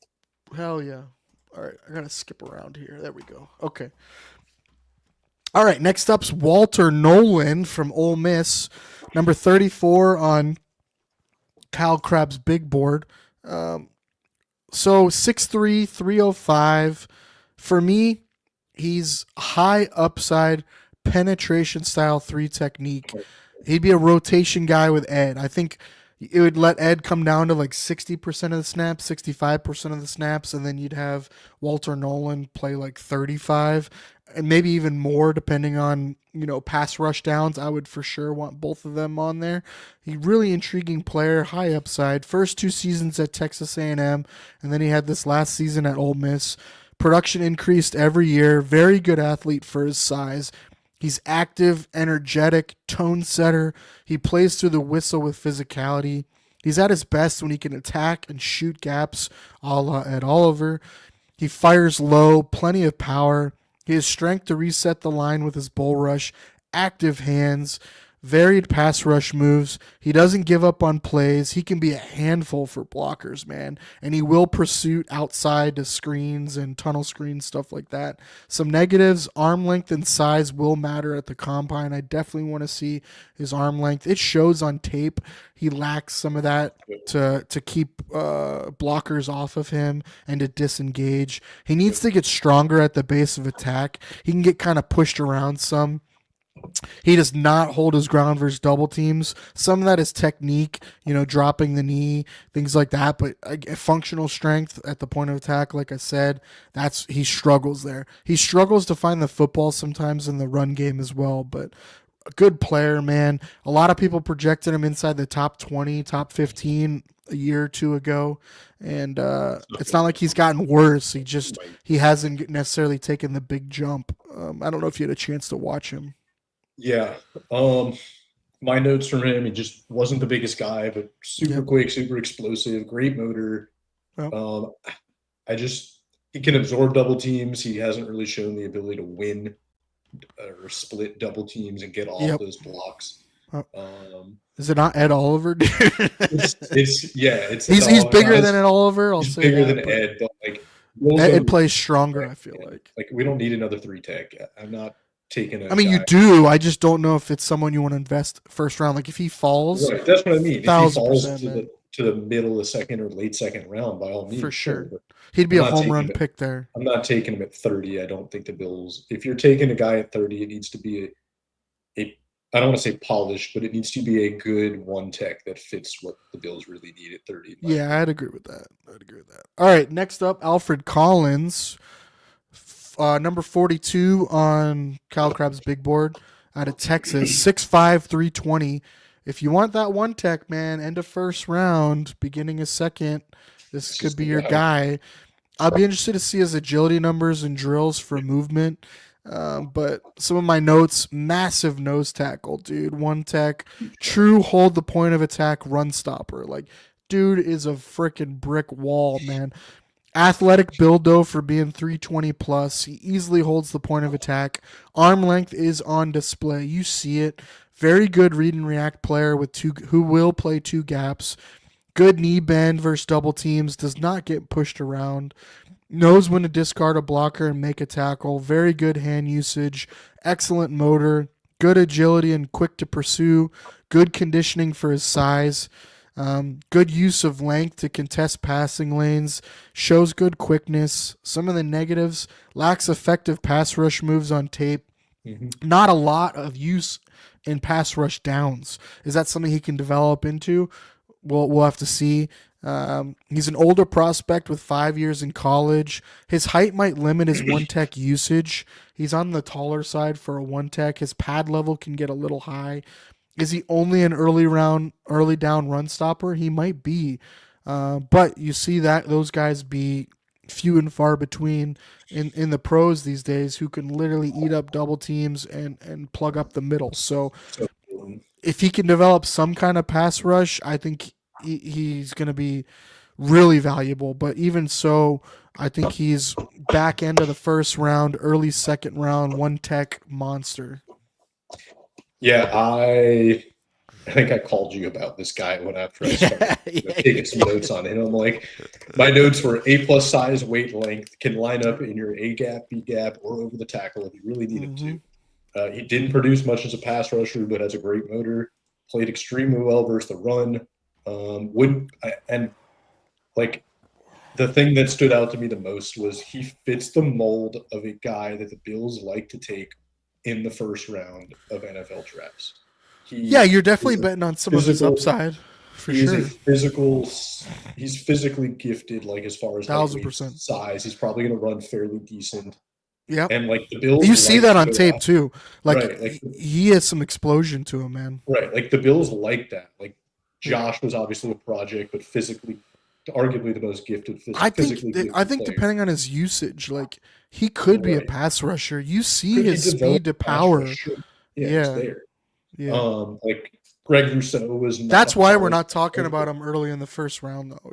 That's really why. Like Greg Rousseau wasn't polished as a pass rusher. I mean, he's developed, but physically gifted. Spencer Brown wasn't developed, but physically gifted. Keon Coleman is physically. Like the Bills have shown a history. It's desperately what they've needed too, right? I mean, you can tell that I really like him as a prospect for the Bills, just because he fits. Man, I switched off his graphic too early for how much you were going to gush about him. But like, if he's there, I'll be happy. If they don't get him, I'm not going to be disappointed. I just think that it fits the mold. No, I totally agree, man. Like, and at that position, it's so hard to find a quality 1-tech that can play snaps too. Like he's good conditioned athlete, man. Like he's taking more snaps every year. Like I think he'd definitely be worth that investment, man. The guy that can plug up the hole. He'd be such a good pair next to Ed Oliver. 100%. So and he would really free up the linebackers behind him too. Next guy, Go ahead. this is that high upside guy you just talked about Yeah. with traits, dude. He is Yeah, a 100%. monster, dude. So Darius Alexander out of Toledo, he plays one tech, plays three tech. They move him around 6'4", 310. He's a riser who showed up big at the Senior Bowl and dominated. The one question was with him was against competition. Haven't played at Toledo. He answered all that at the Senior Bowl. Man, he was fantastic in practice and the game. Prototypical size, arm length, tall and thickly built. He played three tech in a two gap scheme. So for people who don't know, that's where you're watching, two gaps, the A, B gap, which sides of the center or between the guard and the tackle. You have two gaps. The Bills normally play, one gap or shoot a gap. So it'd be a little different, but he played end and odd fronts. Bills don't really run a lot of odd fronts, but the guy can play anywhere, man, with his physical gifts. You just didn't see him play a lot of the style the Bills do. But interesting enough, I feel like he would fit really well in a penetration style defense like the Bills The run. Bills are get up field penetration. Right, which Toledo just didn't run. So I think he's a really good fit for what the Bills want to do. He's impressive in the run game. Really good anchor, bends his knee, holds point of attack. He's patient in his two gaps. His shoulders stay square to the line when he scrapes down the line of scrimmage. Short area quickness to cut off the lanes. He's got an elite first step on pass plays, man. Creates quick penetration and pressure. Very powerful bull rush. He creates speed to power with ease. He can bend well for his size. He's fluid, rangy, and athletic in pursuit. Some of the negatives I noticed. He's an old prospect, man. 6 years in college. Big leap in competition, but like we said, he showed out really well at the Senior Bowl, and he's got the traits, man. He's not like he's an undersized guy, and the combine numbers, I'm sure, will show that too. He's athletic. He needs to work on keeping pad level lower, though, after the snap. He gets pretty tall. He is tall for a defensive tackle as well at 6'4". So he's got to keep that pad level lower to maintain leverage. I question his ability to push the line back in the run game and penetrate regularly, mainly, like I said, because we just didn't see it. He wasn't asked to do that. So I can't just tell you he can do that. It's definitely something that you want to see, but based on his intangibles and what he showed on tape, I think he has the tools to be able to do it. He's not the best tackler, though. Common theme in this class. He gets aggressive on pursuit angles, and that's part of why he's not the best tackler. It just sets him up for bad angles, and he gets sealed pretty easily when he's coming downhill, or I guess scraping across the line. But again, these are all like nitpicking things that can be coached. He's going to be a riser, man. He already is a big riser. I don't know if you had a chance to watch him, but man, is he fun. Yeah, my notes were pretty short and simple on him. I think you touched on 98% of it. I mean, I saw good size, good length. He can play all three downs. The weight is there. My only concern would be he did play at Toledo. Yeah, he showed up to the Senior Bowl and did well, but primarily played the B gap in that two gap scheme, and wasn't necessarily asked to shoot up the field, which is kind of been what the Bills look for in their tackles. Not to say the tackles execute that, but that's what they good versatility though too. I feel like like a 3-down player could probably play for sure. line. Right, I think you'd have no problem lining him up against Ed and passing downs. I think you'd have no problem spelling Ed for run downs as a 3 tech. And I think you'd get plenty of usage out of him. It's where he falls for me. I'm not sure. Second, maybe. I think honestly you're gonna have to move up for him in the second. I just don't think he's there, or it depends who's there at 30, or if you can maybe move back a little depending on what's there. He's kind of that tweener guy. But again, it depends on how his measurements are and how much you're sold on what he can do or project to do. But fun player, man. All right, next up, let me find the graphic. The Ohio State guy. Tyleik Williams, number 51 on Kyle Crabb's big board out of Ohio State. 6'3", 327. One tech monster, dude. Like, experienced at the highest level. Lots of experience, thickly built, was asked to play at different weights in his career, and that's something I'm interested in, like where he's going to settle. He's been like the low 300s, he's been in the mid 300s. Where is the best weight for him to get the most out of him? He has explosion and fire off the ball. He's got good pop with his hands. He anchors well against power in the run game. Good knee bend and leverage to absorb double teams. Polished and experienced, shows on tape. Good recognition skills to find the ball. Disciplined in his run fits. Active, heavy hands, man, to stack and shed at the right time. Good underarm rip. Can get skinny in the lane for pass rushing. Gets his hands up in the pass lanes regularly. His stamina has increased over the years to play more snaps, and that's part of like his weight and where they want him at, but you always want to see that get better, not worse, and he's shown that he's gotten better and been able to handle more snaps.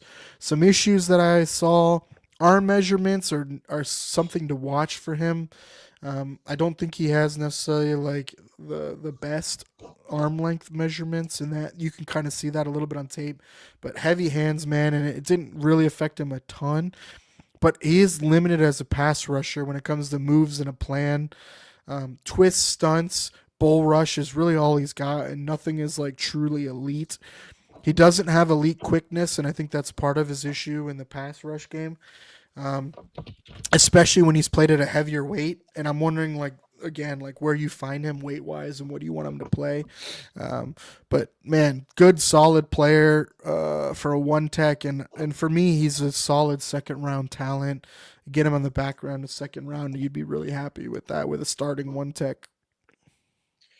Yeah, I feel like that after watching some tape on him and looking at what his upside is, I do like what you said. Like, it really just depends on where they ask him to finish his weight at. Like, he could line up in the A gap, he could line up in the B gap, could potentially line up over the tackle if asked to. The biggest thing for me is going to be, like, because he's got likely is going to have shorter arms, can he actually get off of blocks and make tackles while still engaged, if that makes sense, right? Is it possible? Consistently, I think is the consistently, right? Can you do it consistently? And then it's fun. I feel like he's just kind of like, after watching Alfred Collins tape, like, I feel like he's just kind of like the next step back, in my opinion, from him. For sure, definitely. Right. Yeah, like, that's just kind of what I saw. Very equivalent as far as like space eaters. That just It's hard to evaluate one techs. It really is, man. Especially in run support, like, because it really depends on what they're asked to do. Right? Are they just holding ground? Are they just occupying blockers? Right? Are they just eating space? Like, a lot of them aren't asked to necessarily go get the ball. Like, they're not asked to go penetrate. So it is tough evaluating, some one techs, and so I leave that up to like more of the experienced guys. But he's legit, dude. He's a legit starting one tech in the NFL, and yeah, you can get him in the one thing I did round. See was like, if you need a guy to just stand in the middle of the field and eat up 2 or 3 blockers, like, this guy will just clog up the lanes. For sure. You can't leave him one-on-one in a rundown. You cannot. You have to. He'll win. You have to know where he is. Yeah, and you have to pay attention to him. And I think that's maybe the biggest key or the biggest selling point for him, right? And against the top competition too, right? Like, a part of a really good run defense. So yeah, Tyleik Williams, man, good player. I think if you get him with one of the Bills' second-round picks, you'd be pretty happy. Let me see if I have a graphic. I don't think I have a graphic for the next guy. So let me pull up the PFF page. It's going to be TJ Sanders. Interesting guy out of South Carolina. Number 53 on Kyle Crabb's big board, 6'4", 290. There we go. Productive 2-year starter in the SEC, mostly as a 3 tech. Tall, long-limbed, smooth mover with good quickness and flexibility. Good in the run game, patient. Another two-gap experienced guy. Holds the point of attack. His arm length is clearly on display to lock out blockers. He locates the football well and sheds blockers. He's quick off the ball and comes out low. Good bull rush. Keeps feet moving. He's got good pass rush moves. He can cross the face inside. He's got a good swim move, good balance and agility, good motor and speed to pursue down the line or in the lane, good stamina. He gets his hands up to contest throwing lanes. Some negatives: he can get his shoulders turned pretty easily at times. He's got some lazy reps, kind of using his shoulder instead of his hands and arms to hold off blockers. He struggles versus double teams holding the point of attack. He's got to build up some functional strength and anchor ability. He lacks aggression and nasty, though. Like that, you could really see that on tape. He's more finesse and athleticism, even for his size. But again, you heard me use the term good a lot with him. Like, good player. I wonder what his ceiling is, though, but he played against the top competition and produced, and he's a good player, man. I don't know if you got a chance to watch him. I don't know. I don't know if he's there and he's available. Sure, best player available when available at the end of the day. I don't know if he necessarily fits exactly what the Bills are looking for. Like, he's a little light. Like, yeah, you can put on 10, 20 pounds, sure. But then he's your Ed Oliver rotational guy, 30, 35. Right. Like, he's kind of what they wanted Carter to be, which I don't. I think Carter, knock on wood, I hope I'm wrong. I think Carter's going to be in a miss for what they wanted him to be. I really hope I'm wrong and he develops, but I think he's going to be in a miss. And I think this is more of what they wanted. A guy who can develop he's showing good pass rush, but can develop it more. Stood out to me. Yeah. And that's what Carter kind of showed, and that's what you hoped he could do, and he just hasn't shown that. And so I think if you want to take another swing there, I don't think you can ever overswing on the defensive or offensive line. And so and you saw they gotta have depth and pass rush on the defensive line, man. They are really hurting. And so if he's there, their second pick in the second round, maybe they don't get any, interior D line in the first two picks. I think he'd be a fine swing. He's a good player. I agree. I mean, yeah, he's a good pass rusher. The run stopping, like, if he gets lazy, does he actually want to get in there and make tackles and run in like clear rushing downs? That's the one thing. And then then he becomes a rotational piece. And I don't know if you necessarily want.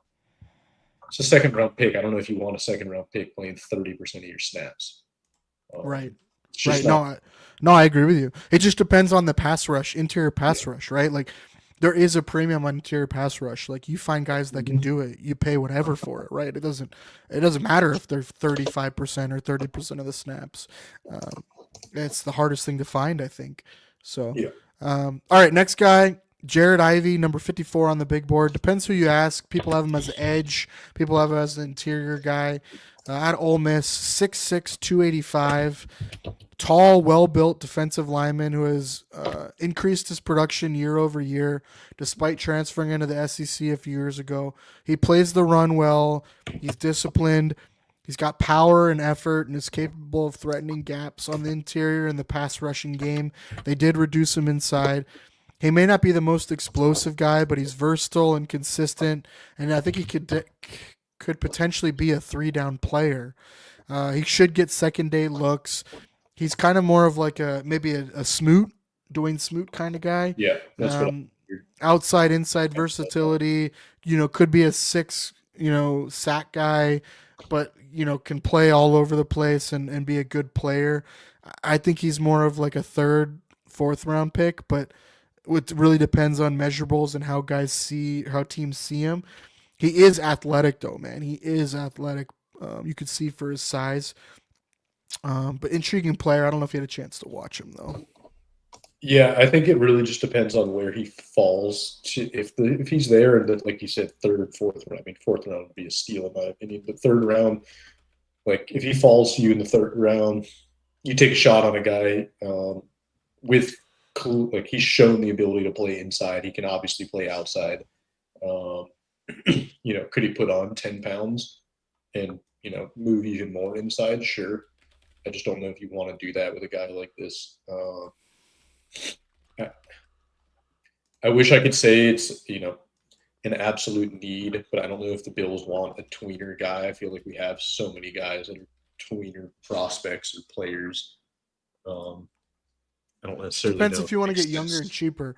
Like he's Right. got more upside, but I The agree. upside's there. I think it's where you end up being able to get him is the big one for me. Right, exactly. But intriguing guy. So wanted to bring him up.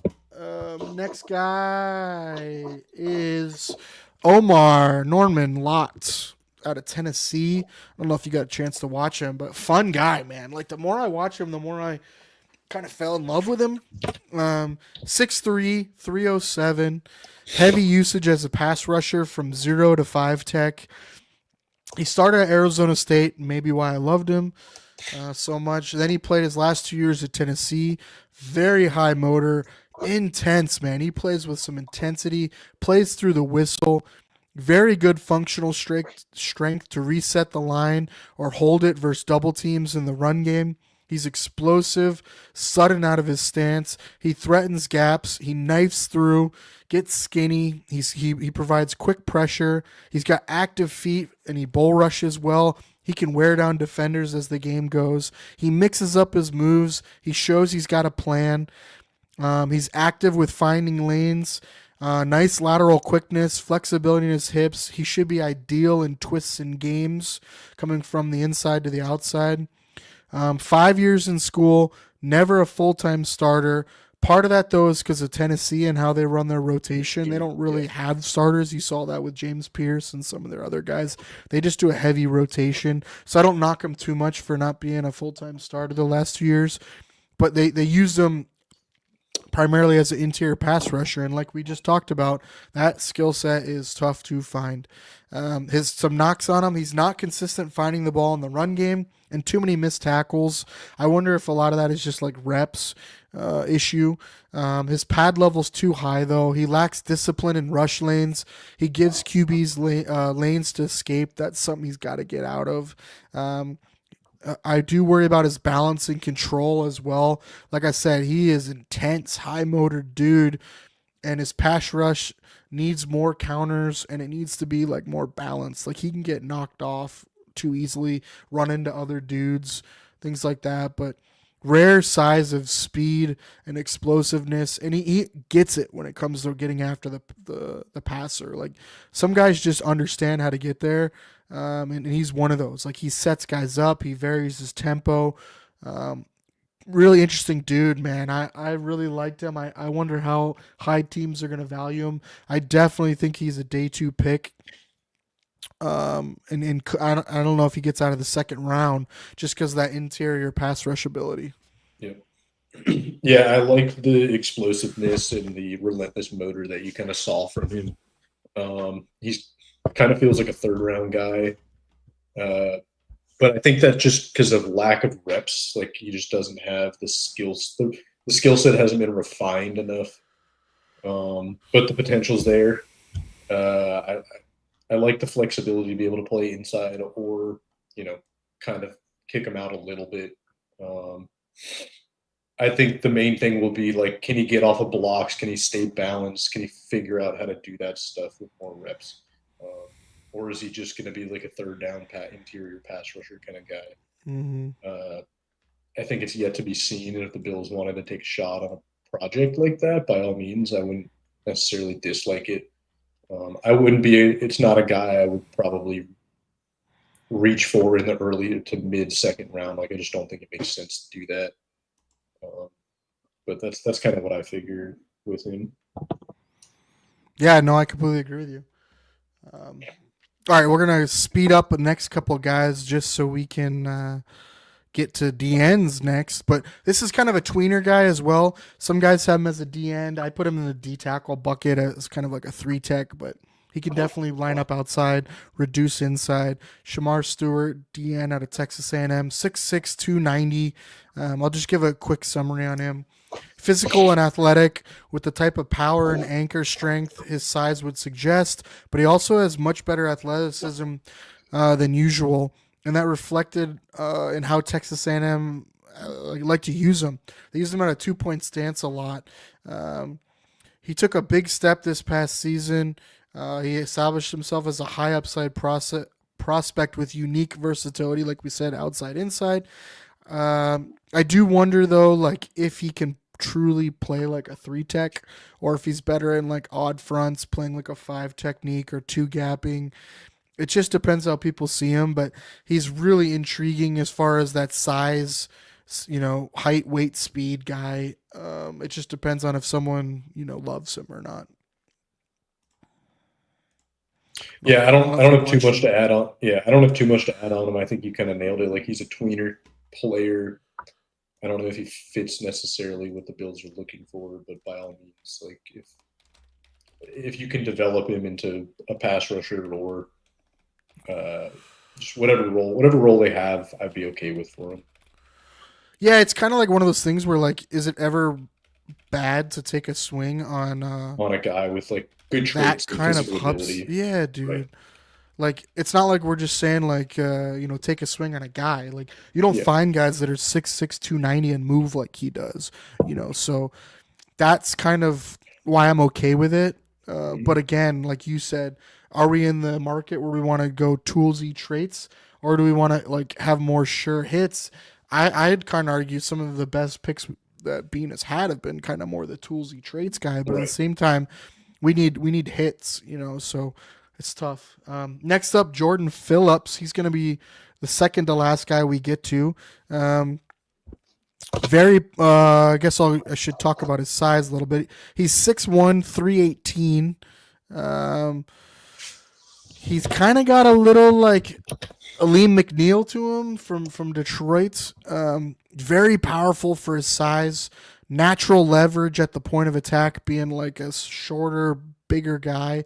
Wrestling background, and it's really evident in how he uses his leverage and his hands.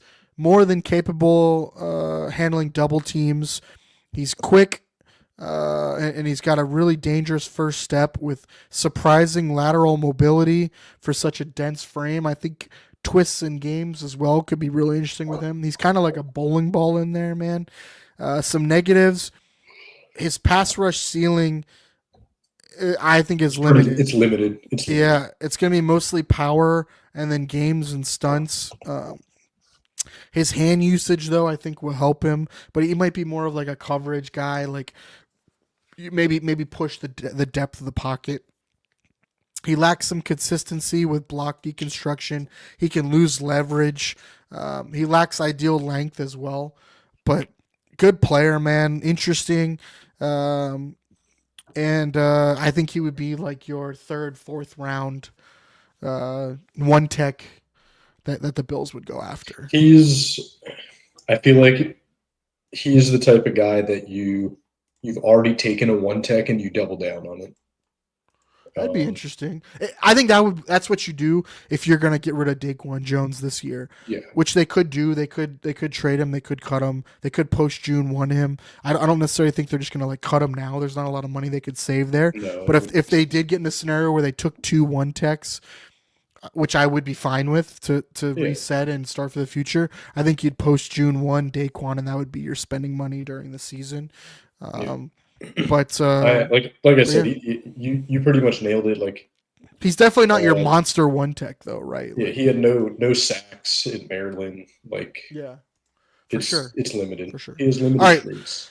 let's get into the monster true 1-tech that you want to talk about here. This would be your freakish upside 1-tech, not a gamble, but like, I don't even think a project, but he definitely needs some work. He's not just a 1-tech, though, despite his size. We're talking Deion Walker out of Kentucky.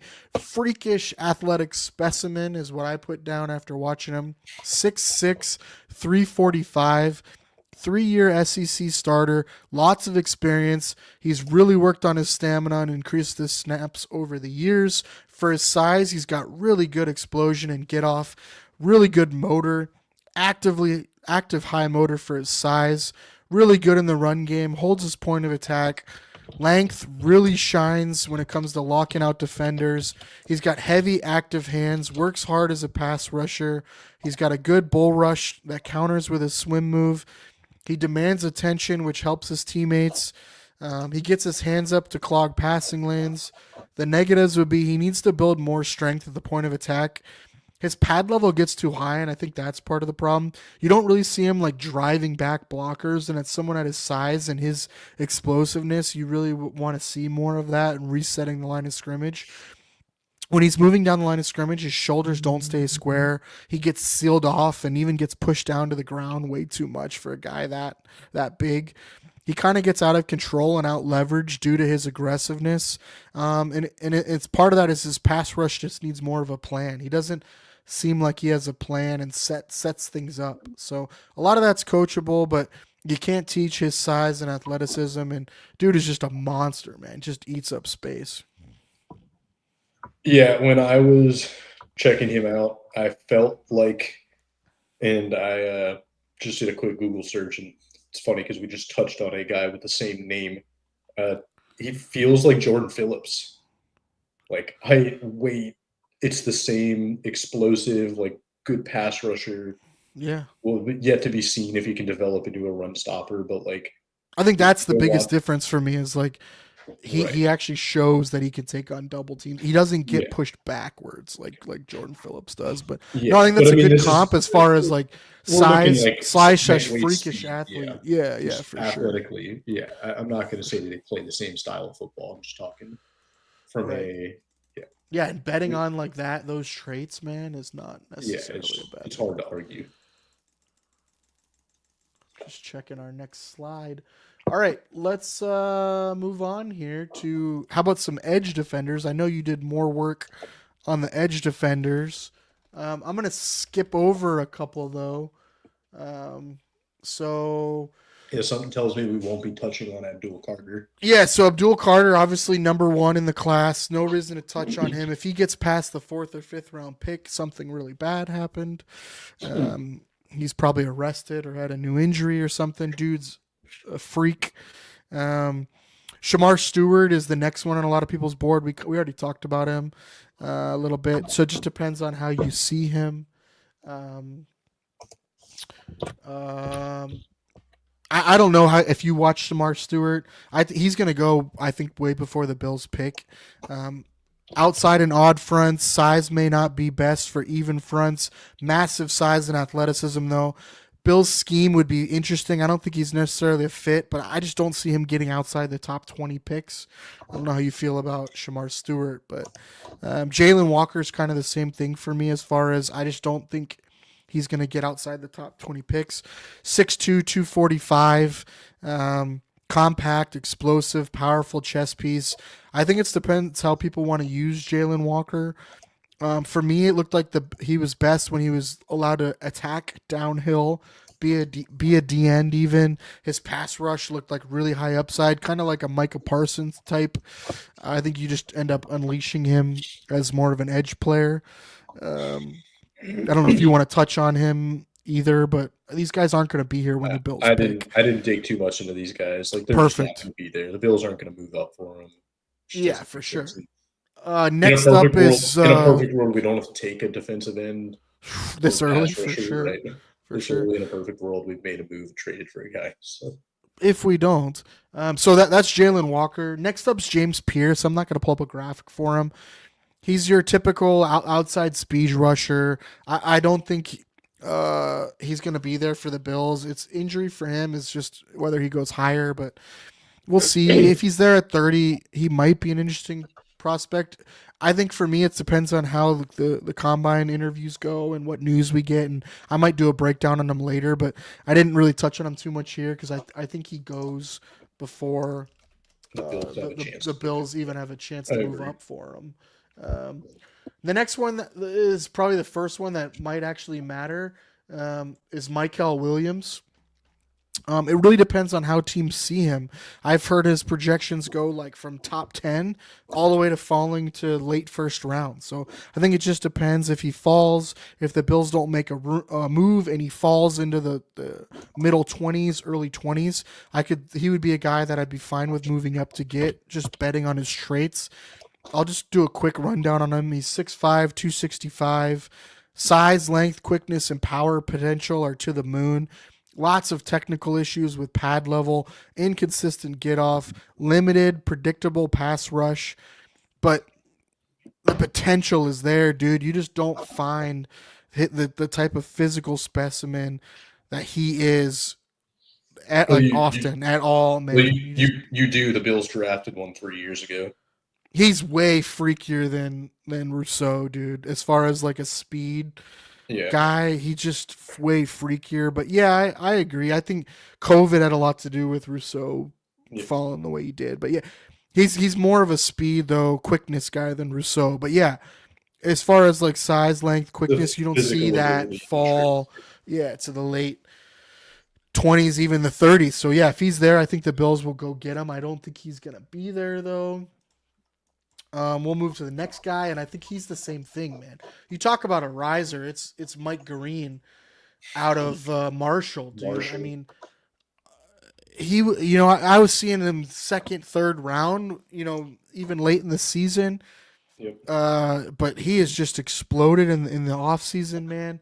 I see him, I've seen him now in the early teens. Even talk of him getting into the top 10 or flirting with it. True pass rush. He's your guy, man. Like, just awesome ability.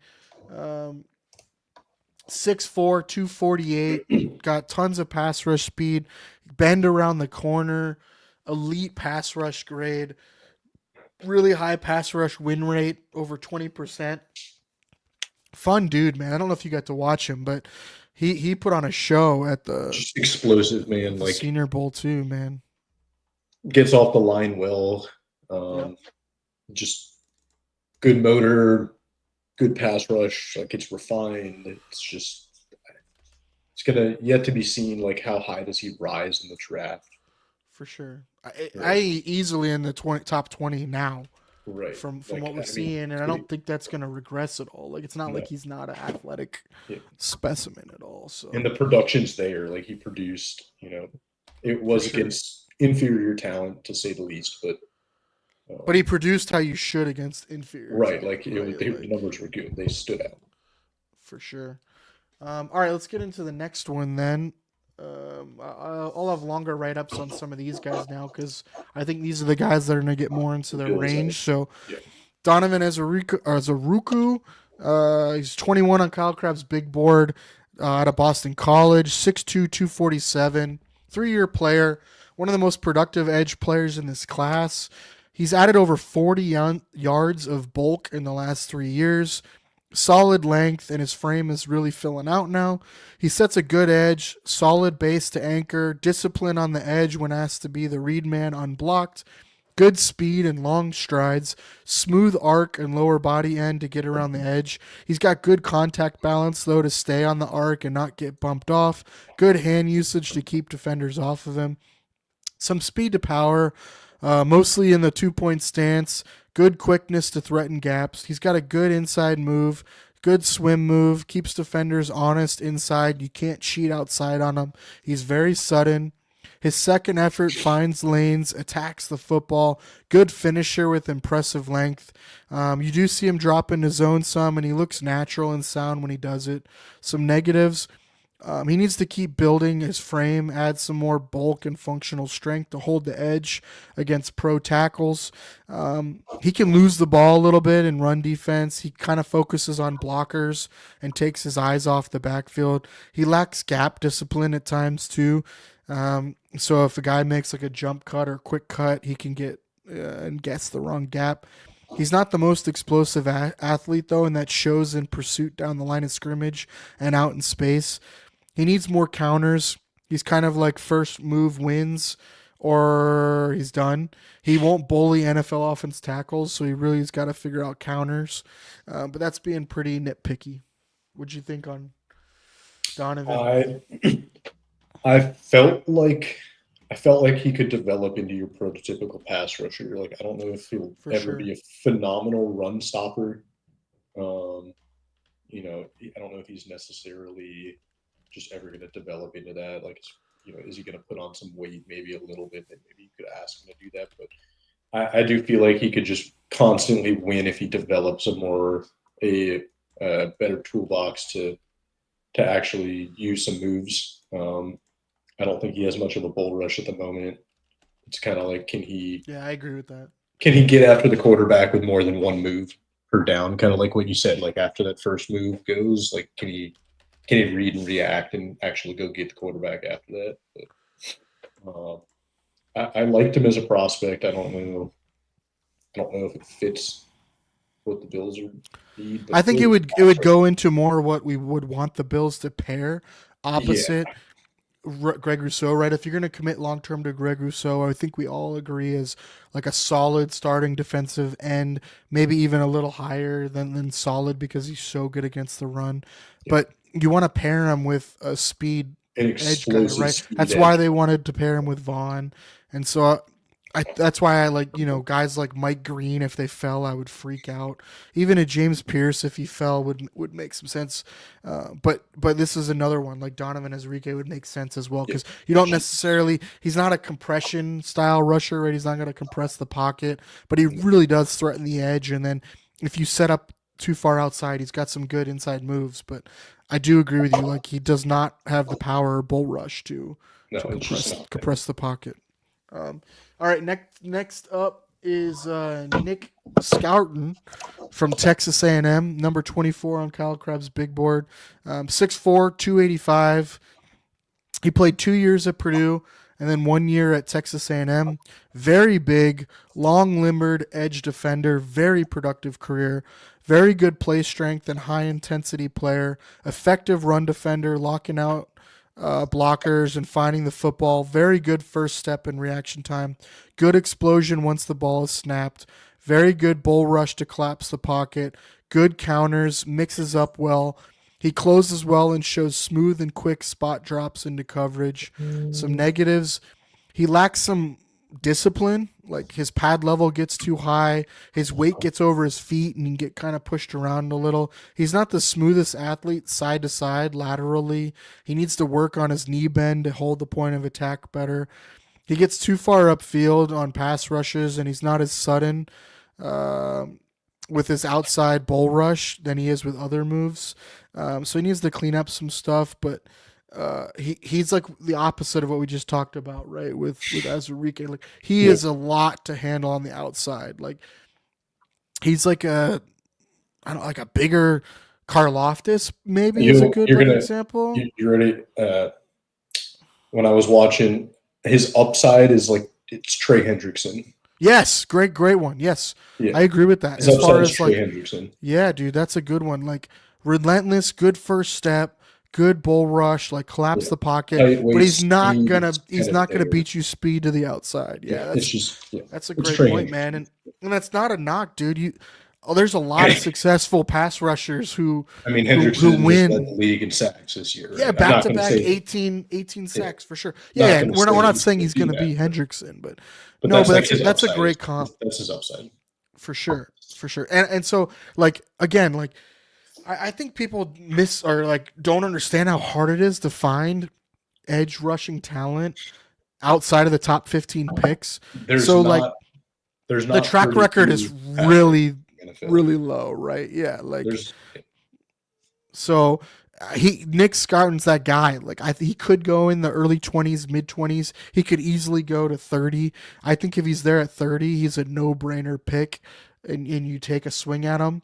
And boy, he would be fun to pair with Rousseau on the outside. That is a lot to handle. And then that's when you go get your light edge pass rush specialist and then you reduce Groot inside, man, and we've seen that work plenty.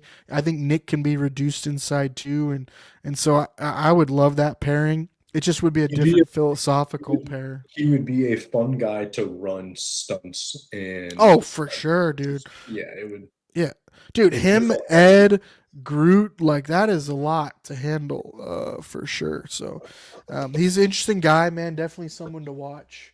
All right, next up, we're kind of take a drop here. So for me, there's a little bit of a drop off from him.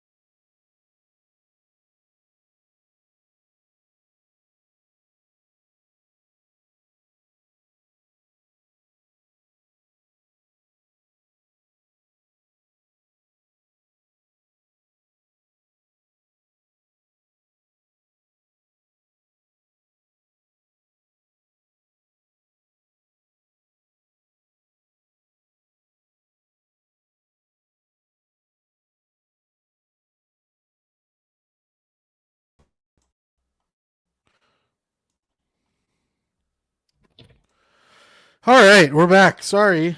Wi-Fi went down. Had to reset. Um, need to get some new internet, apparently. It's second week in a row. Yeah. All right. We're back. We're back. Yeah, I We're was back. like, did my internet go out? Like, I don't think it did. But Nah, it was all me, dude. issues, So man. annoying. Well, now we can see you in like Uh, 144, 144p clarity on your camera, but it's all right. Perfect. As long as you can see the Yeah, we can see sharing that, screen, so that's all pretty right. good. All right, let's get back to it then. So Prince Lee, Human Malainen, I can never say his last name, Yeah, and we're it's kind of just sad because he played for Florida. Yeah, you just call him Princely, man. You just call him it's Princely. Princely But, you. yeah, there you go, Princely you. So 6'4", 255. Started his first 4 years at Florida, where I got to see quite a lot of them. Good player, dude. And I really enjoyed watching him. Then he went to Ole Miss. He broke out with 10.5 sacks last year, so big jump. And his production increased every year as his snaps increased. So you really like to see that. He's very long stand-up edge player. You don't see a lot in a 3 or 4-point stance. High motor, very good anticipation and awareness. He keeps a low pad level. He will bend the knee and hold his ground. He really holds the point of attack. He's quick to move through traffic, really athletic and fluid for his size. He takes a big first step as a speed rusher. He's got really good ankle, knee, hip flexibility and balance for his size. They're very good. He's very difficult to block from wide alignments. And he's in, and when you do line up wide, he sets up a nasty, violent spin move inside. Spin move, yeah. You saw Really that. good leg drive and leverage as a bull rusher. Rangy in pursuit.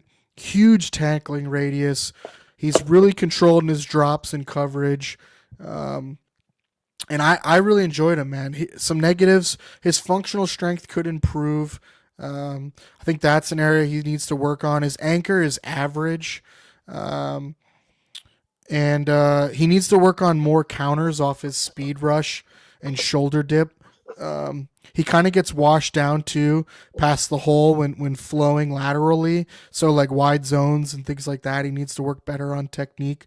But overall, really good player, man. High upside. Yeah, good motor. I could totally see him be like a DN2, you know. I could see him be a 10-sack guy in the NFL. He's an above average rotational piece with the potential to develop into a starter, in my opinion. Well said. He's got the traits to definitely be a starter. Right, like it's there. For sure.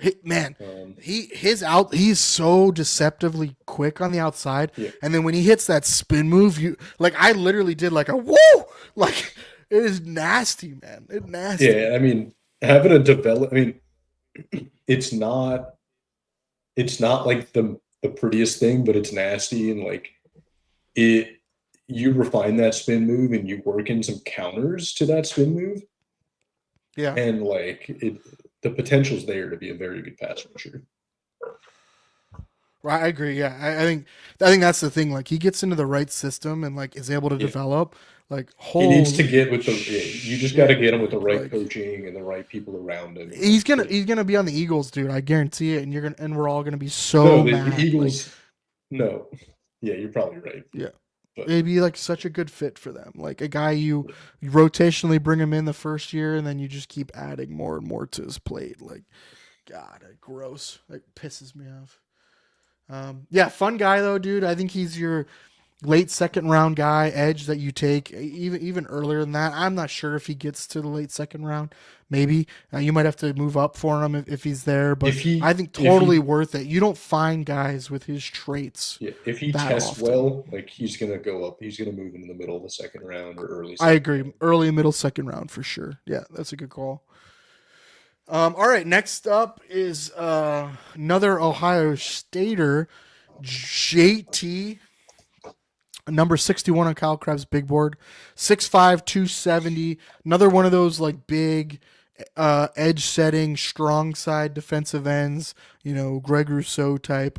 3-year starter, production increased every year. Big, thickly built, strong side edge, tough player, brings the nasty every play, man. Uses his hands and arms well, tone setting hitter. He can set the edge and anchor, really strong bull rush. He's a handful with his inside moves. He excels in twists and games, above average lateral quickness, tight, violent swim move. He can bend the edge too. I think some negatives on him is he gets too far upfield on rushes at times, and he leaves lanes open. When he's setting the edge, sometimes he gets like lazy and like throws his shoulder instead of using his arms to properly keep distance, and he lets defenders blockers get a hold of him. He needs to speed up his processing and timing when disengaging from blocks. He relies too much on his bull rush, and he needs to work on counters. But man, you could do a lot worse than a DN 2 or 3, which I think he has the ability to do. Obviously played against top end talent. I don't know if you had a chance to watch him. Yeah, I remember watching. Oh, I watched some of his tape, but I specifically remember watching the national championship game with him and being like, "This guy is a dog." Like, yeah, he's he had a really good playoff. Yeah, I remember watching him and being like, "This guy's a dog." Like, he would fit this. He fits the type of mentality you want to have in a defensive end, like just willing to go get the ball. It's just like, can he win as a pass rusher long term? Develop some better moves. I think that's kind of yet to be seen. Like, he's a little big as far as a weight goes for a speed guy. You want to pair opposite of Rousseau. Like, I don't know if that's necessarily there. I think again it would be the same kind of thing as like they would be those right. Would be it's a rotational style. Yeah, for sure. Early down. Yeah, for sure. That's where I see it. Right. So, yeah. And then a pass rush, you would I think stunt in game Rousseau, or even. I really want them to get back to reducing Rousseau inside again on pass rush. They just haven't had the ability to do it because of personnel. Right. Because Vaughn's injuries and durability.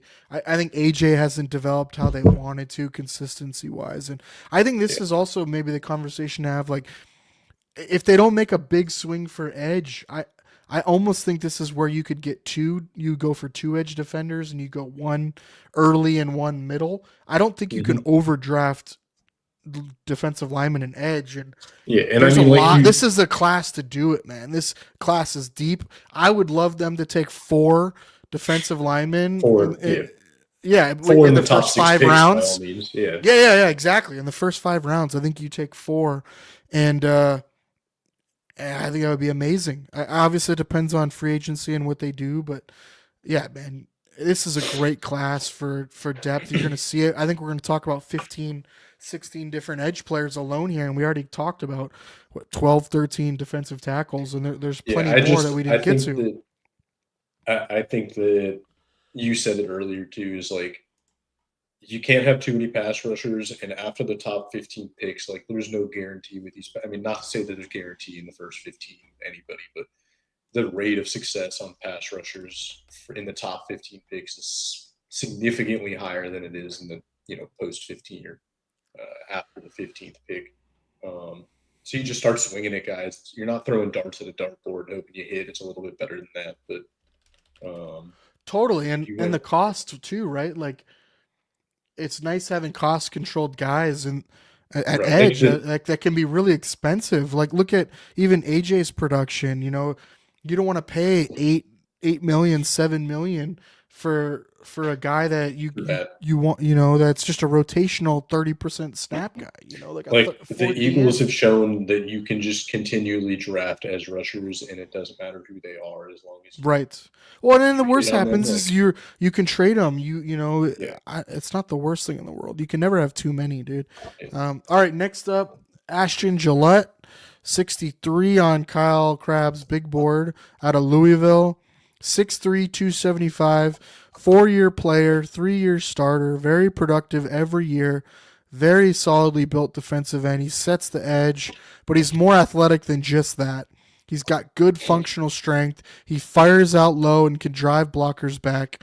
Good leverage as a run defender. He anchors in two gaps. He locks out defenders. Heavy hands at times to disengage. He plays intense with a high motor. Good flexibility in his hips and ankles and pass rush.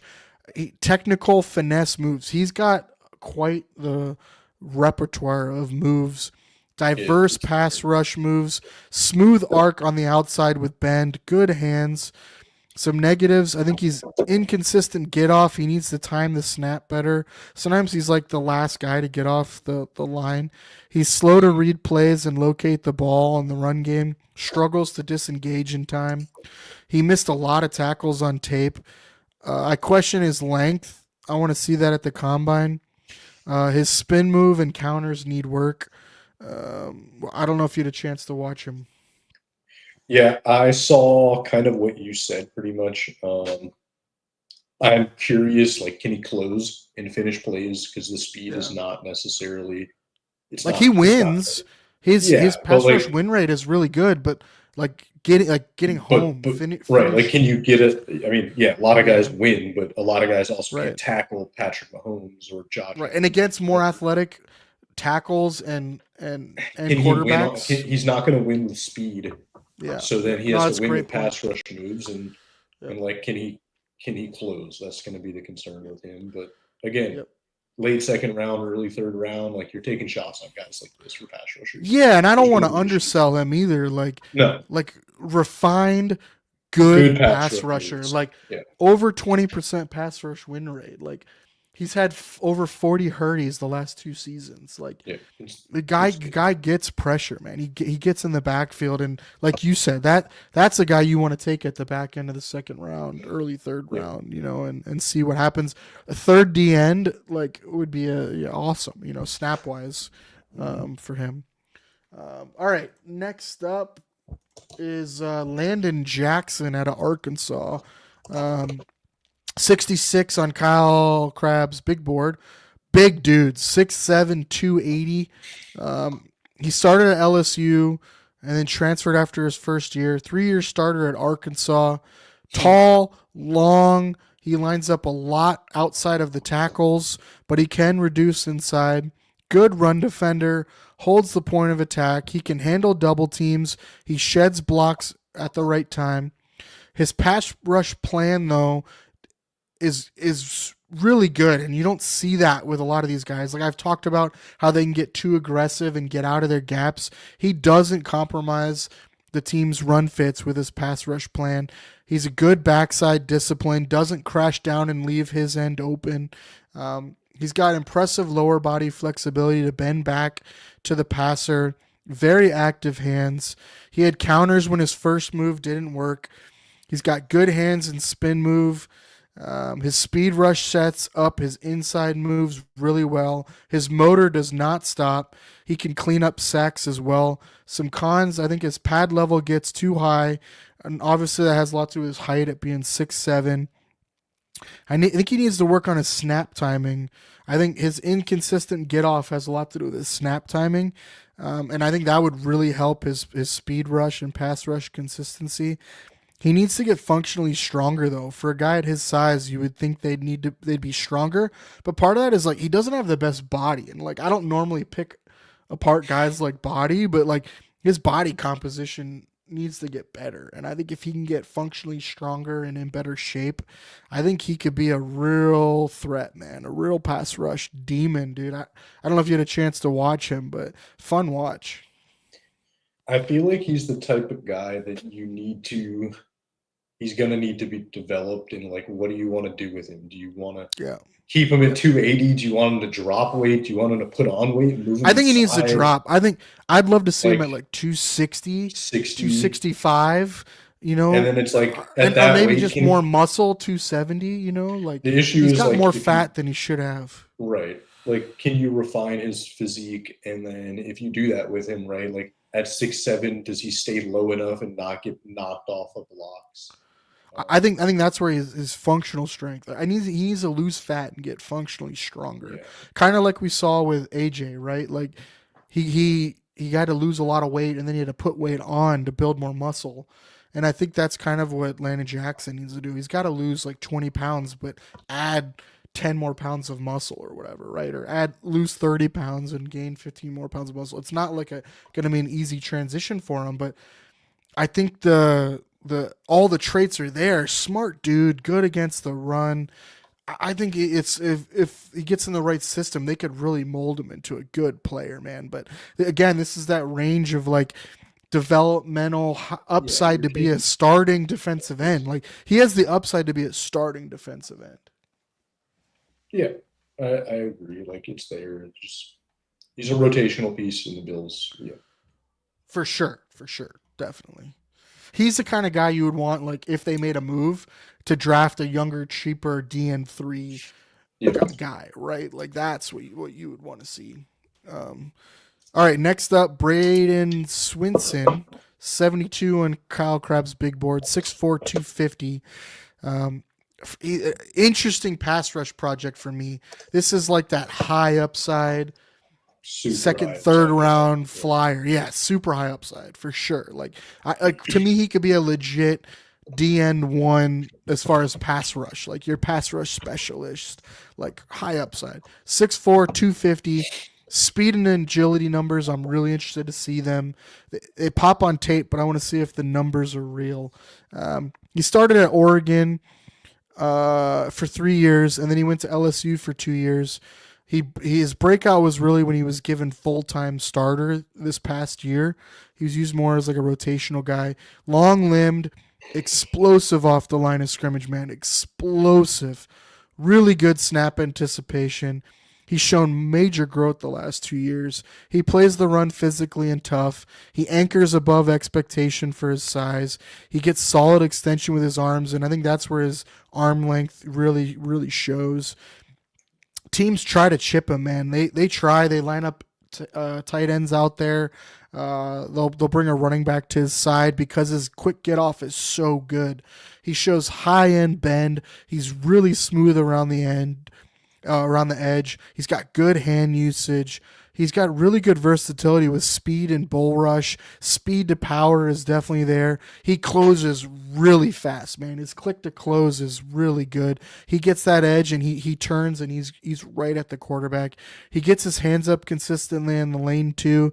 Lots of potential, man. Some negatives for him. He's a 5-year college player, so he's older. He needs to bulk up some more, but without affecting his speed and quickness. He needs to work on his balance. He can struggle to find the football in the run game. It kind of reminds me of like our early Von Miller as far as that. Like, it's so funny you were talking about that because I'm sitting here thinking like I would love for him to be a project guy that get in the same room with Vaughn and just let him go. Oh, he would be the guy to do it, dude. Because same thing, like long arms, like Vaughn, right? Like can be a good run defender. Yeah, and I think if he's gonna be an early down, like true DN1, you got to be a functional run defender. And Vaughn developed into a very good run defender, not just a functional, but I think he has that ability, man. Like the sky's the limit for me with him. I definitely want to watch him more. But he's gonna test well too. For sure. He's gonna test well. That's gonna happen. I think he's gonna be a second round guy, man. I think he's gonna be a second round guy, and that's why I wanted to highlight him, because I really think one of the Bills' second round picks. This is the kind of guy we've wanted to see the Bills go after. Like he's not a true project. Like he's shown, like he's there. Man. Like, he finally got to start last year, right? Yeah. He finally got to be a starter last year, right? So 2023, he played 379 snaps, right? 2022, 144 snaps. Not a lot of snaps. Last year, he got to play 637 snaps. This is LSU, this is against top tier talent. Got to play 637 snaps. So double what he got to play last year. Okay. His pass rush snaps only went up 100 though. So he only went from 207 to 312 for his pass rush snaps. But all his metrics for pass rush jumped through the roof. He went from 16 hurries last year to 43.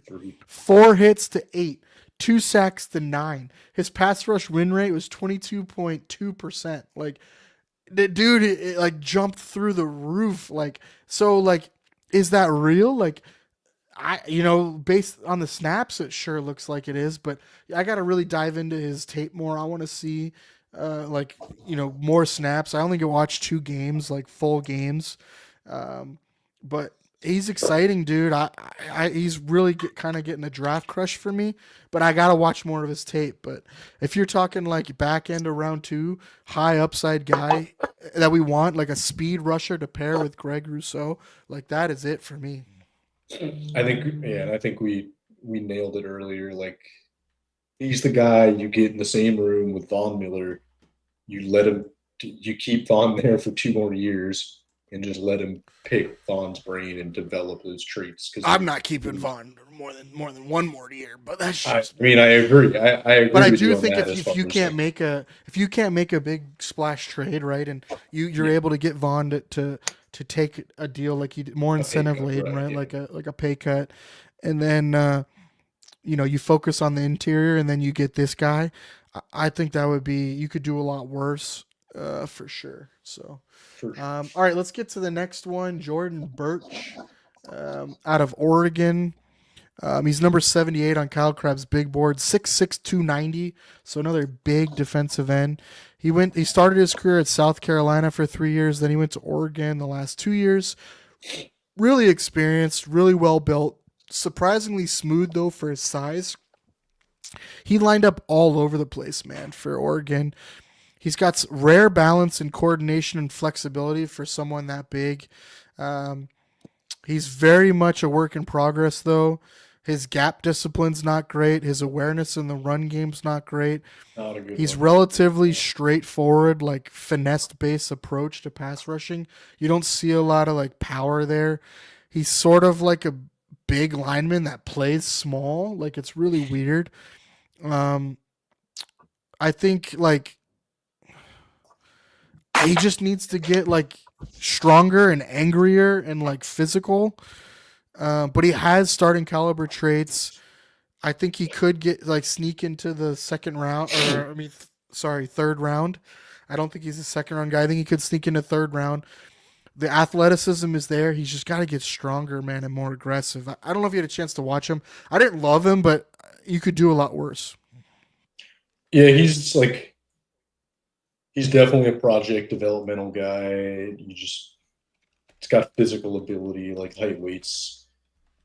I don't know if he'll develop into a run stopper, so then he kind of becomes a pass rush specialist, and then I don't know if it's there with like he's not a speed guy right now at this point in his career. Right. I don't think he's necessarily like the best fit. So, yeah. All right, next guy. Josiah Stewart. Second, we have 2 left. So Josiah Stewart, 1 more, and then we'll get out of here. Josiah Stewart, number 79, Kyle Crabb's big board out of Michigan, 6'1", 245. First 2 years at Coastal Carolina. Then his last 2 years were at Michigan. He plays with a ton of juice, physicality, intensity. He's small though for a pro edge player, but he plays with low center of gravity. He's explosive. He's got a never-ending motor. Really good closing speed is the strength of his game, and he might be best suited in like an odd front outside linebacker. Yeah, but would be a lot higher if he was bigger. I mean, if he's 6'3", like 260, I mean, we're talking about him like first round type talent. He's interesting to me, man. He's interesting. I just don't know if he's like a scheme fit for the Bills, but I'll definitely dive more into him later. I didn't watch a ton of his tape. Just I've maybe seen 3 games of him. I think the traits are there. Like you said, like if he was a bigger guy, like first round talent, for sure. He played against good competition. I mean, his pass rush win rate is 27%. Yeah, like it's through the roof. Elite. Elite. Yeah. I don't know if I mean, he wasn't a terrible run stopper, but like in the NFL, is he going to be a run stopper? And if he's not, then he's right. He wasn't an issue in college, But you can get away yeah, with that at that size, but at this for size sure. in the NFL, you may not be able to get away with that. And then For it's sure. like, And that's why I think the odd outside edge rusher makes sense, yeah, pass rush specialist type. We'll see with him. Intriguing. Definitely a name to watch out for. All right, let's get to the last one for tonight. It's Kyle Kennard out of South Carolina, number 80 on Kyle Crabb's big board. 6'5", 254, 4 years at Georgia Tech, and then he played this last year at South Carolina. 3-year starter with increasing production each year. He had 11 and a half sacks his 1 year in the SEC, which is insane. Tall, long-limbed, stand-up edge rusher, often lined up on the blind side, so against left tackles. He plays the run well, wide base, solid anchor, sets the tone, sets a tough edge. He's effective speed rusher versus top competition. Lots of ground on his first step. He mixes up tempo, solid contact balance, really nice rip move. He flashes an inside knife, which is really nice to see for that inside pressure. He can convert speed to power, and he stays at his top speed around the corner, which is really impressive on tape. Some negatives: he's an older prospect who is still inconsistent. He likes to throw his shoulder when setting the edge, like I talked about earlier. He doesn't always use his length. Rush first approach causes big holes in his rush lanes. He's an inconsistent tackler. He doesn't have the smoothest arc, and he can get pushed over and pushed too far wide upfield. He needs more diversity in counters and his rush plan because it's really predictable. This is like the guy we talked about, right? Like third round, you sneak up into the third round to get him, maybe early fourth round, but has the ability there to be something. Just needs work. yeah, I didn't get this far into the DNs yet. But We're getting into the weeds, man. yeah, we're No starting worries. to get into those All right, guys, so the other guy we didn't get to is Jack Sawyer out of Ohio State. There's a couple other guys I'll get to. We'll probably do another one of these if people like it. We get good feedback. But I just wanted to give you guys a bunch of names to talk about as we get into the scouting combine, right? And so hopefully you guys enjoyed that. I think we talked about next is doing like a draft combine, like roll up of just like who rose, who fell, any kind of news. Nothing, no like deep dive or anything. Just kind of like a quick rehash of the combine. And then I kind of want to do a free agency primer. We talked about free agency being the next major thing, so I kind of want to dive into that again and do a little more on who should the Bills target, who should they go after leading up to March 10th for the legal tampering period. So look for us next Sunday. We'll do scouting combine. It'll be the final day of scouting combine, so I'm sure we'll have stuff to talk about, and then we'll get into free agencies stuff and who to target. Do a quick word from our sponsors before we get out of here, man, and say our goodbyes.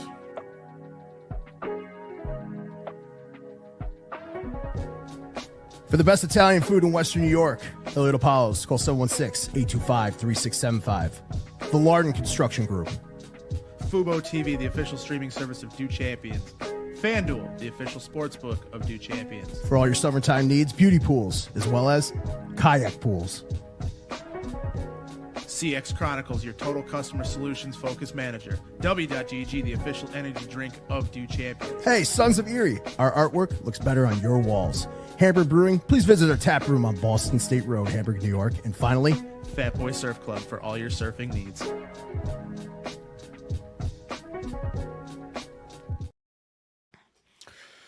All right, Don, you got anything to close it out here? I know you missed the early wide receiver corner or the corner stuff, but anything you're looking forward to for the combine or anything you wanna add before we get out of here? I love the combine, man. I mean, like, it's fun watching these guys test the guys that rise, the guys that fall. Why did they rise? Why did they fall? Like, I wish I could be a fly on the wall in some of the meeting rooms and just listen to interviews, but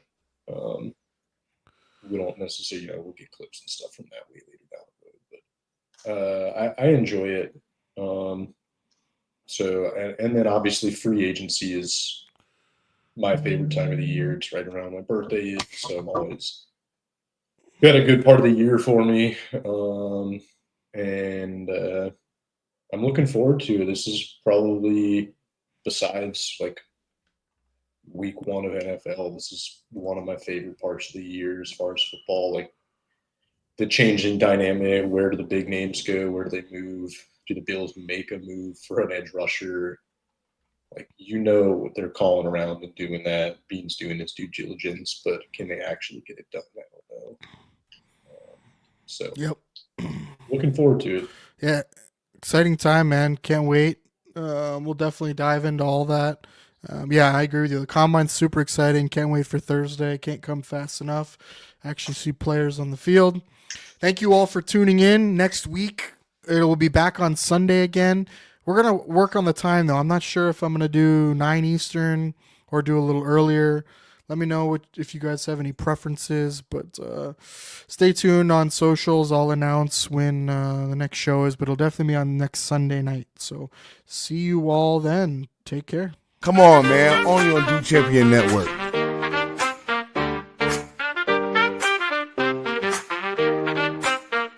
Everything you need, nothing you don't. Some may like if you just won't. Everything you need, nothing you don't. Some may like if you just won't. Buffalo Blueprint for analytics and new shit. Check that in hand, mic in his hand. Welcome to the Buffalo Blueprint. Everything you need. Everything you need. Everything you need, nothing you don't. Some may like it, you just won't. Everything you need, nothing you don't. Some may like it, you just won't. Buffalo Blueprint for analytics and new shit. Jake pen in hand, mic in his hand. Welcome to the Buffalo Blueprint.